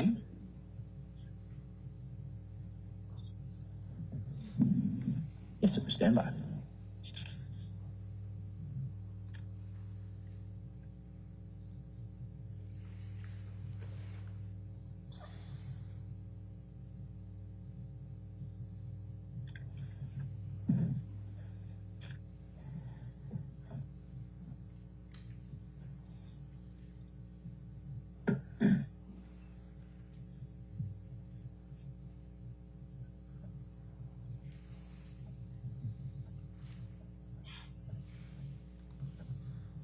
Doherty, have you ever seen this document before? Yes. Is this the online copy of the op-ed that the ACLU placed? Yes. Directing your attention to the title, Amber Heard, I spoke up against sexual violence and faced our culture's wrath. That has to change. Who came up with that title? Based on my investigation, I'm not aware of I'm not aware that the ACLU had any role in writing the name of the op-ed piece. And my understanding of how op-ed pieces work is that it is the media, in this case, the Washington Post, would have drafted the name of the title of the op-ed and not the person who wrote the op-ed. Did the Washington Post seek the ACLU's or Ms. Heard's approval of its title? I believe the answer to that is no. There's nothing in the evidence that shows that they reached out to us to do that, and it is inconsistent with my understanding in that these news outlets do not usually ask for the permission of the author of the op-ed for when they come up with the title. Hello, Mr. Doherty. Would you please, or would the technician please call up Exhibit 45? Yes, sir. Stand by.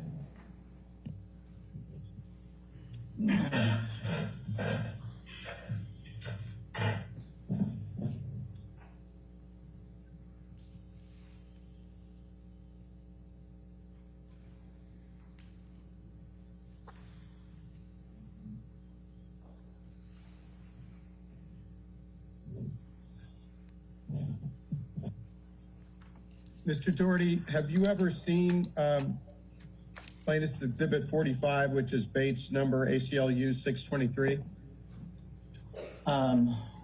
Hold on, I'm just making it a little bigger.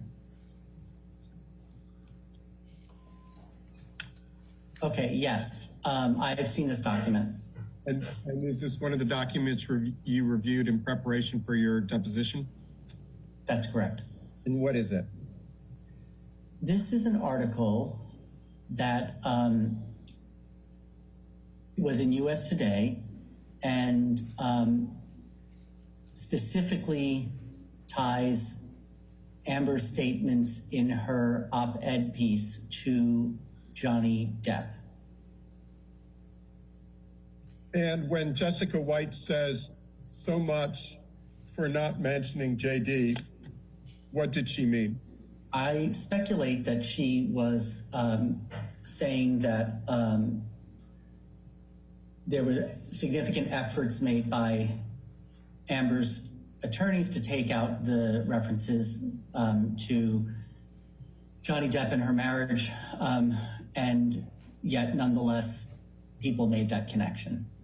And in particular, the reporter for the USA Today took her to be referring to Johnny Depp when she spoke of being the victim of domestic violence, correct? Correct. Was this document prepared in the ordinary course of the ACLU's business contemporaneously by people having knowledge? Yes, it was. Is it maintained by the ACLU in the ordinary course of business? Yes. And would you please move ahead now to Exhibit 46?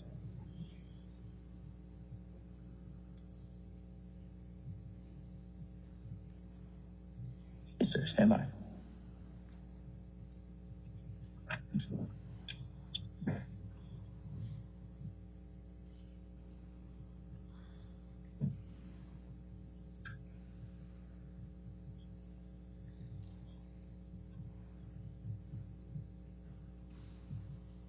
Mr. Doherty, have you ever seen Exhibit 46, which is ACLU Bates number 1287?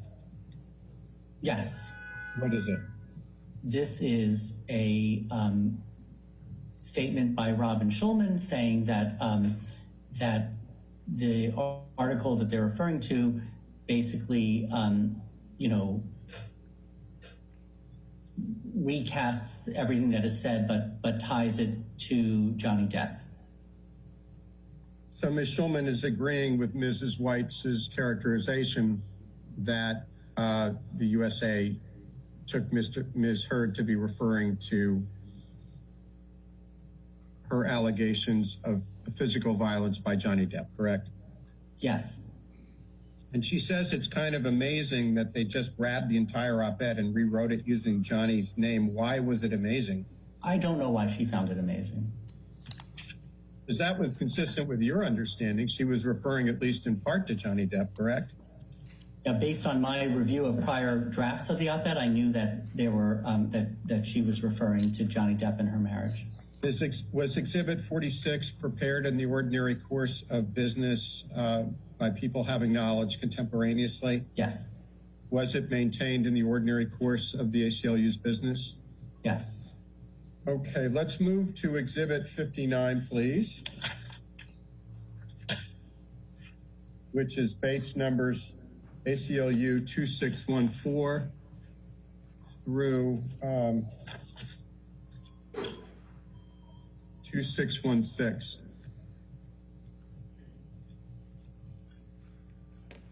Okay. Have you ever seen this document before?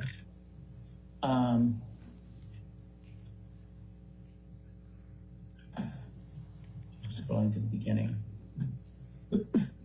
Yes. And what is it?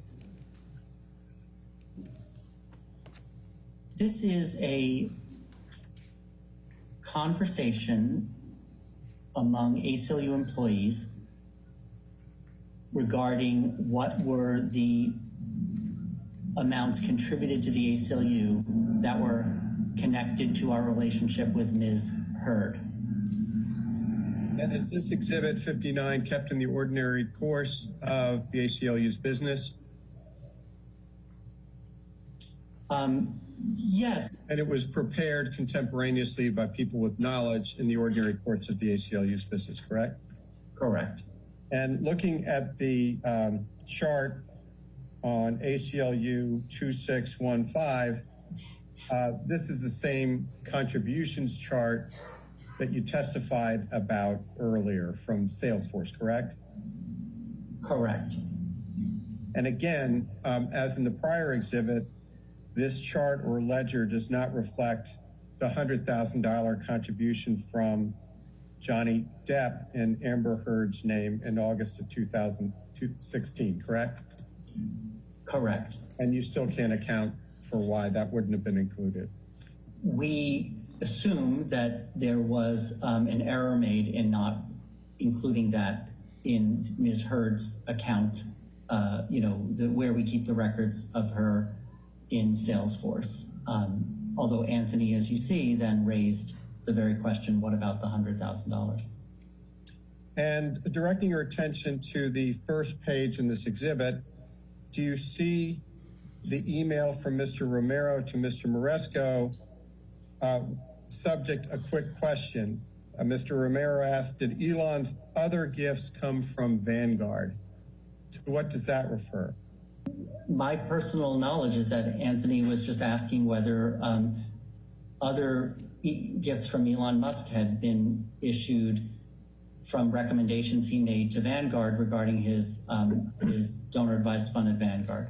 And Mr. Moresco then responds, one of them, yes, his $5 million gift in February 2017 was from Vanguard. Do you see that? I see it. And if you look at the next page, Vanguard was the same entity that made the soft credit contribution in Amber Heard's name to the tune of $500,000, correct? Correct. And he says, in any case, my understanding was that the $500,000 from Vanguard was recommended by EM. Do you see that? Yes. And EM stands for Elon Musk, correct? Correct.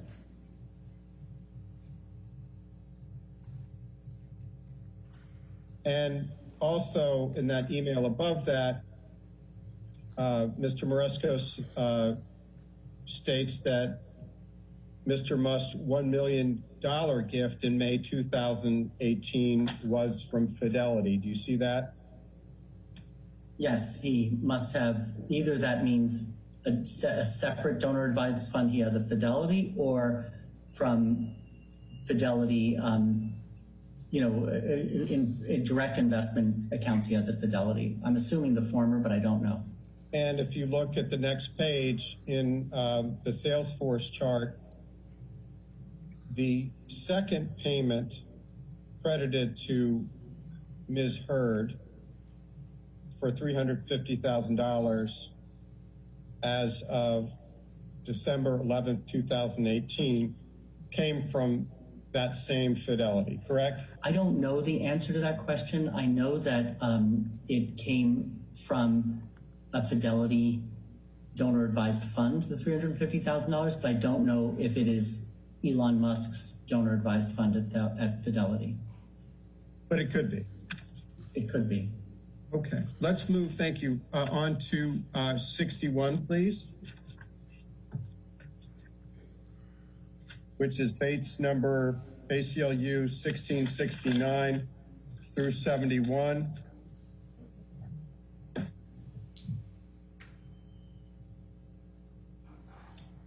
Directing your attention to the last email in this exhibit from Jill Sargent to Inga Sarda Sorensen and Tyler Richard. Who were Inga Sarda Sorensen and Tyler Richard? Inga and Tyler are both senior communications department strategists in our communications department. Okay. And Ms. Sargent from Reuters asked, I'm preparing some material while awaiting a verdict in the Johnny Depp libel trial in London, and wanted to fact check Amber Heard's current previous links with the ACLU. Do you recall that Mr. Depp's that this is a reference to Mr. Depp's defamation case in the UK against The Sun? it appears to me that that's the trial she's referring to. Okay, directing your attention, please, to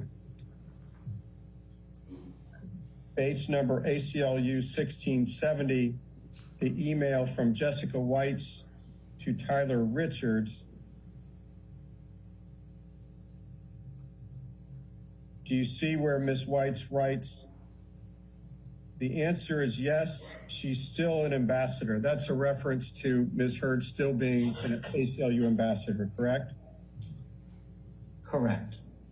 Then Ms. Whites writes, quote, she donated her full settlement to charity, 50% to the ACLU and 50% to another organization.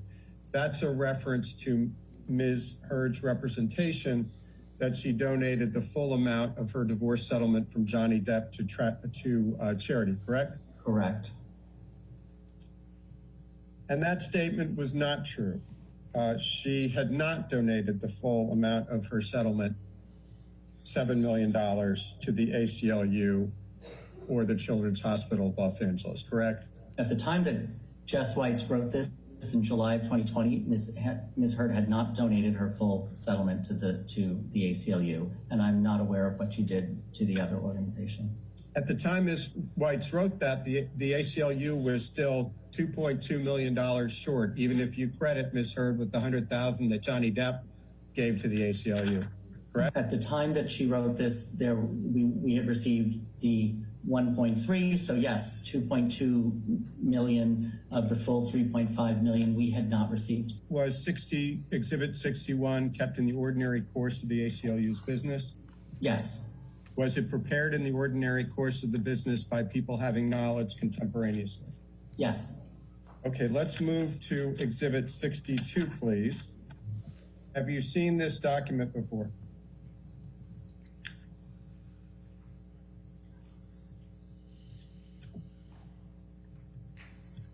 Yes. What is it? This is Jessica Whites reaching out to the communications department in order to come up with a correct statement that we could make in response to the Reuters article. And she comes up with recommended language on this that she then wants to confirm with our development department. So she is doing diligence to ensure that anything we say to the media is going to be correct. Let's move ahead to Exhibit 63. Do you have that in front of you? I'm just making it larger right now. It just arrived. Have you ever seen this document before? Yes. What is it? This is back and forth between Richard Tyler in the communications department, Jessica Whites, and another communications department junior person, Ava Lopez. And it all concerns what we can say to, what we should say to Reuters in response to their question about Amber and her contributions to the ACLU.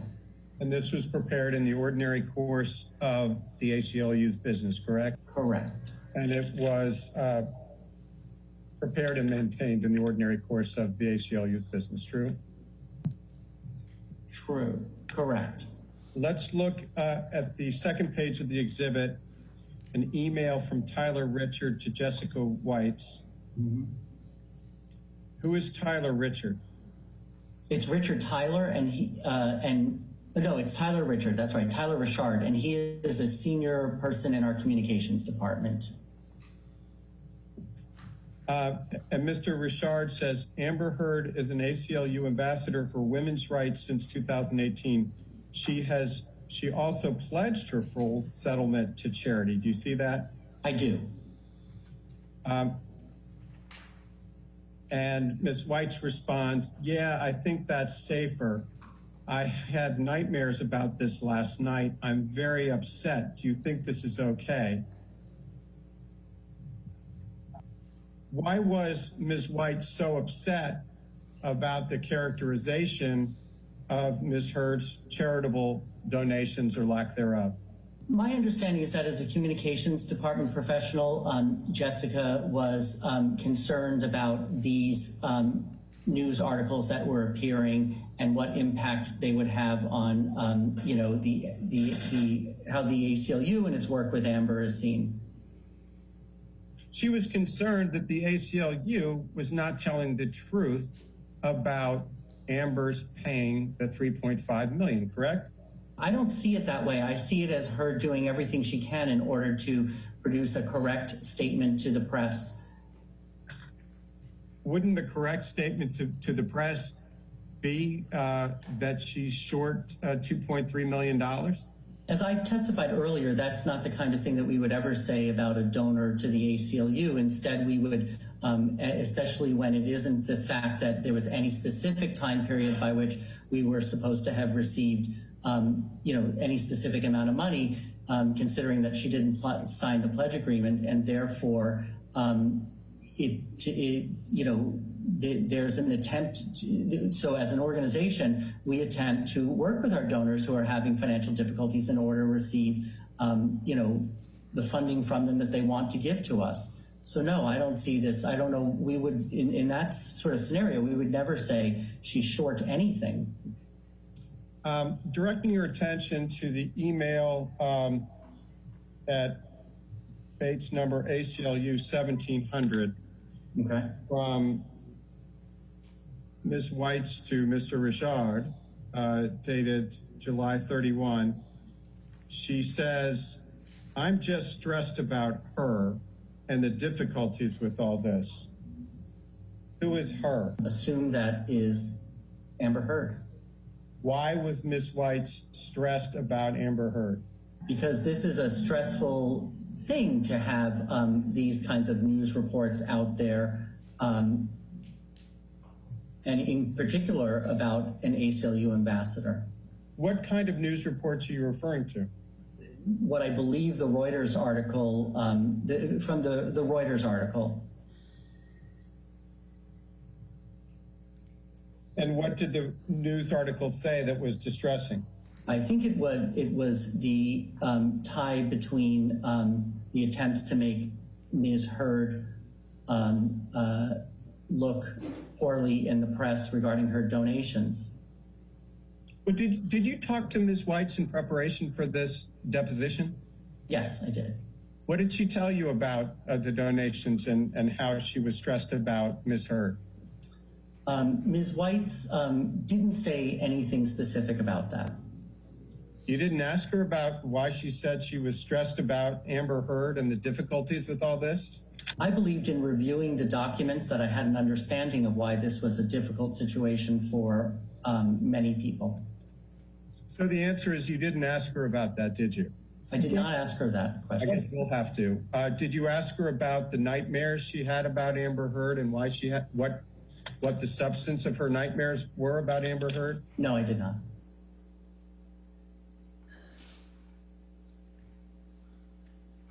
Your Honor, counsel for Ms. Heard is now taking over the questioning. All right, thank you.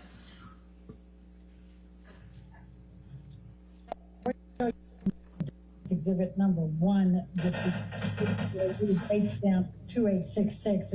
It was introduced as well by counsel for Mr. Depp, but it's easier for me to just jump into this one. Do you recognize this document? Yes. It says here, Amber, I described your plan to donate $3.5 million to ACLU over the next 10 years, as you very much believe in what they are doing. Now, the way in which donate is used here, how would you interpret that? I would say that at the very least, it is expressing an intention to make that donation. And it's, by the term plan. Okay. And would you distinguish between donate and pledge given the reference to the next 10 years? About Elon Musk's intention? I would read this to mean that it isn't clear whether this is intended to be a pledge, a legally binding pledge to create a receivable. This is something that I would want to, what I would hope would be a legally binding pledge, but I wouldn't necessarily say that this was. Right. And the term donate here, how would you interpret that based on the description you gave a little earlier? I would take donate to mean contributions from Ms. Heard. And what, if any, interpretation would you have that this also meant pledge? So two things in response to your question. One is plan to donate. When I said it would come from Ms. Heard, I would think that that would be either Ms. Heard directly or from a donor advised fund that she has set up and would recommend. But over the next 10 years makes me think that donate could theoretically be a pledge, but that's something that we would want to attempt to confirm. And just so I understand, what's the difference between donate and pledge and how you are interpreting this? If this used the word pledge instead, I would have more assurance that this was intended to be a hard and fast promise that even could potentially be a legally binding promise. I'm going to show you what has been marked as Defendant's Exhibit Number 2. Do you recognize this document? Page 2632. I do recognize this document. And what is your understanding of what this is? That this is the cover letter to which the check for $100,000 was attached, which related to Johnny Depp's contribution to the ACLU in the name of Amber Heard. Now, you've used the term binding a few times here in responding to these. What is your distinction with the words pledge and donate that relates specifically to binding? A pledge is, if something is legally binding, it is a pledge, but it doesn't necessarily mean that everybody that uses the term pledge means something that's legally binding. Donate is a much, much broader term. And donate can mean pledge? Yeah, I think that the word donate can be used in connection with a pledge.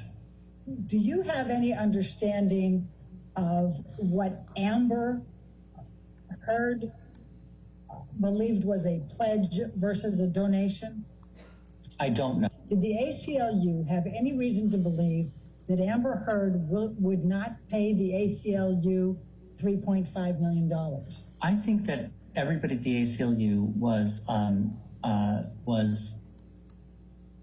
hoping, the ACLU was hoping and expecting that the full $3.5 million would be paid to the ACLU. The fact that the pledge form wasn't signed cast some potential doubt on that.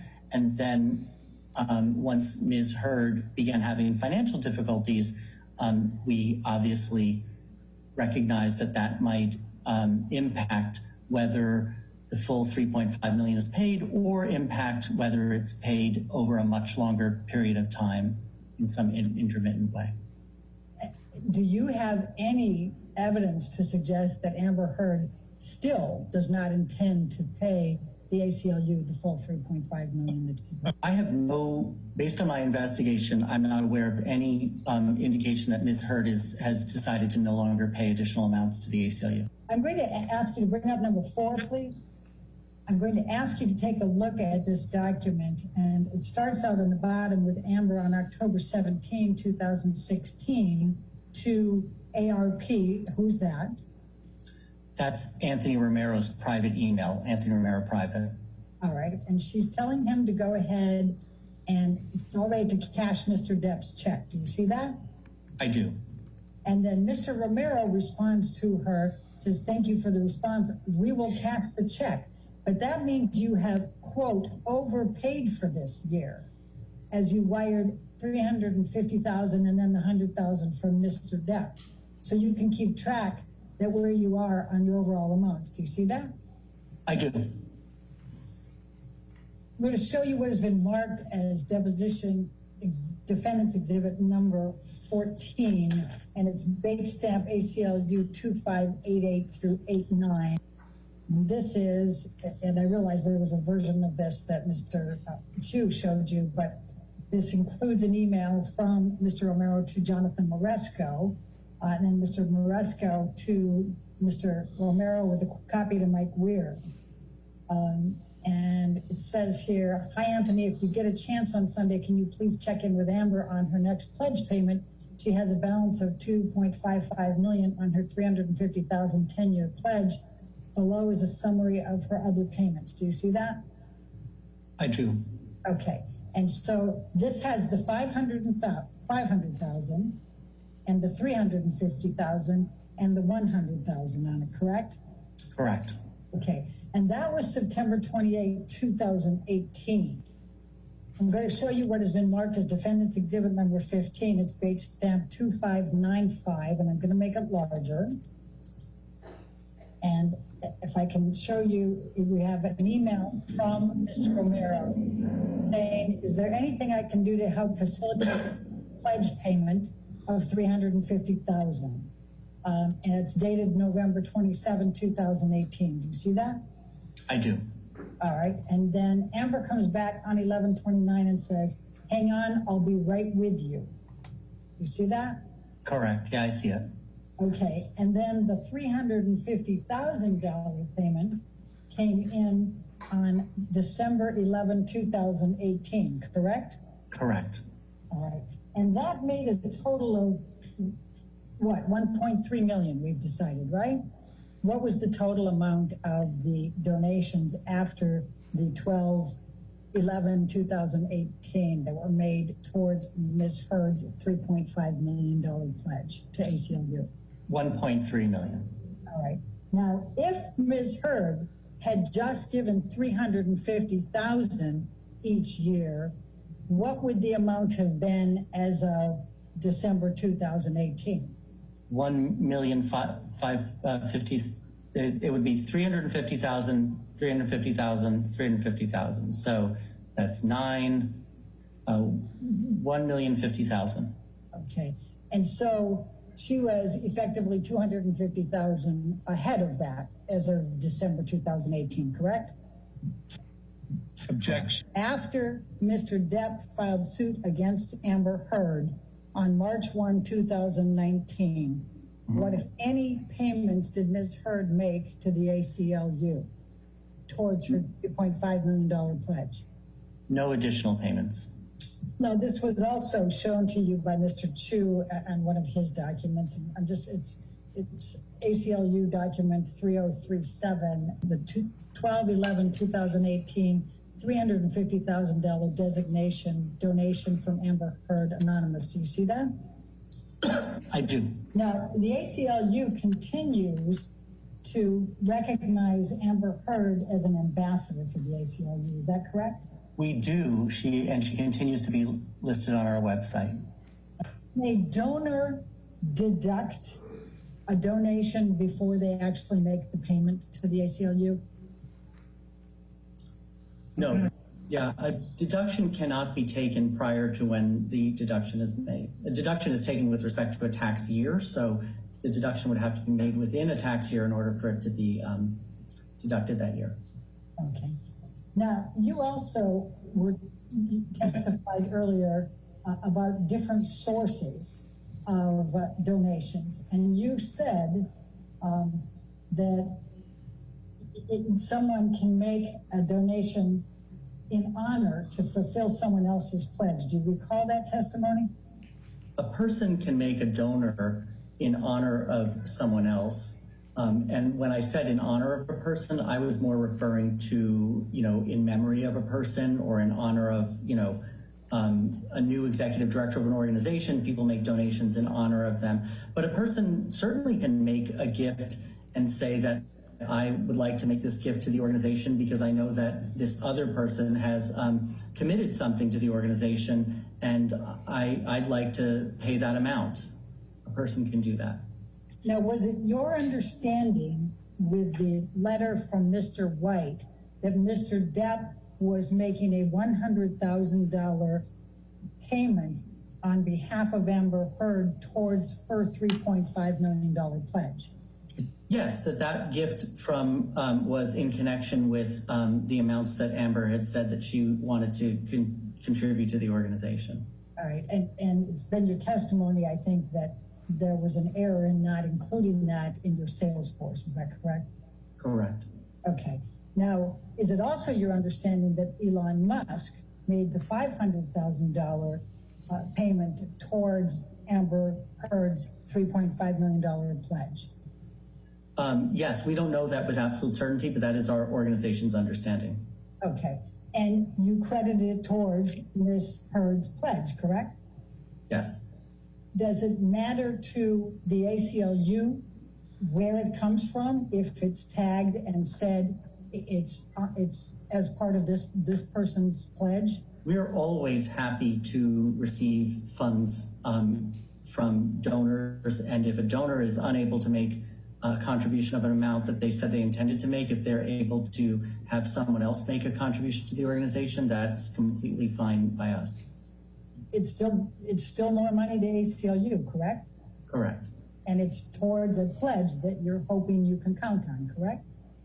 Toward a pledge in the weak form of it, which is that somebody's making an intention. It would not be able to be satisfied in connection with a legally binding pledge.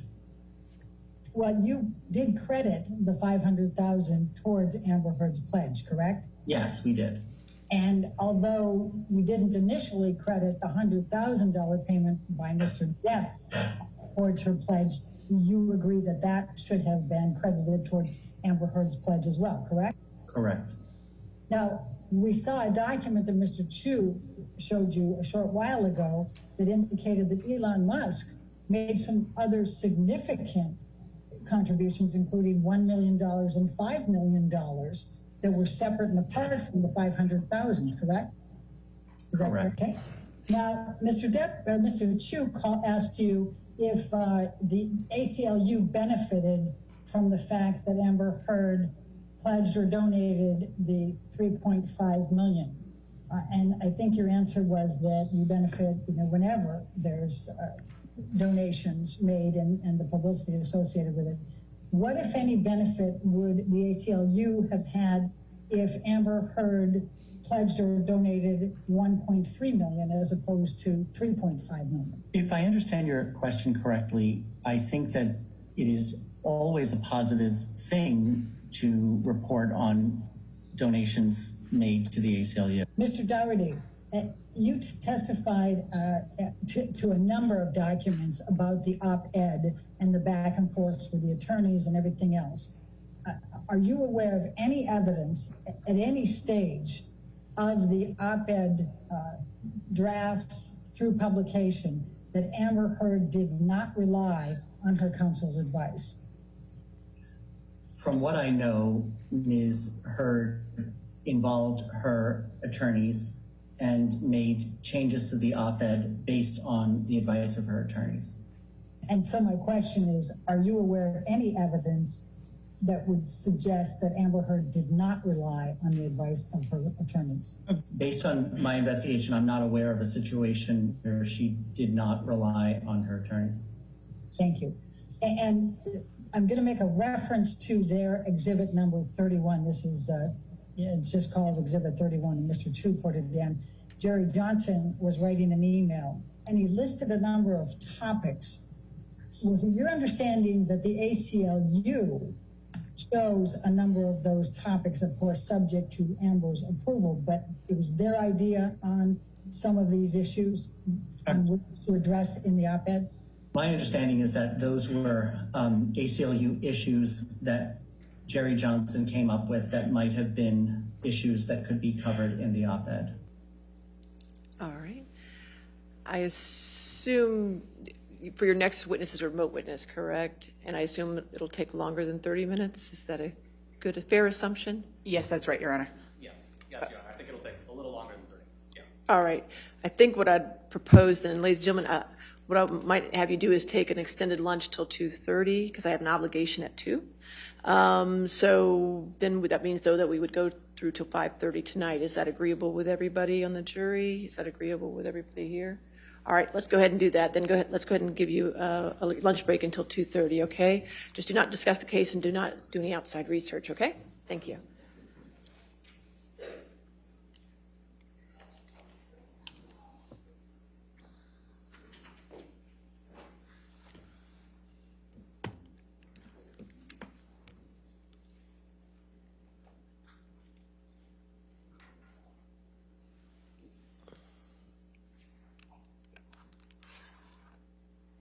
So we'll be in recess till 2, okay? All right, thank you.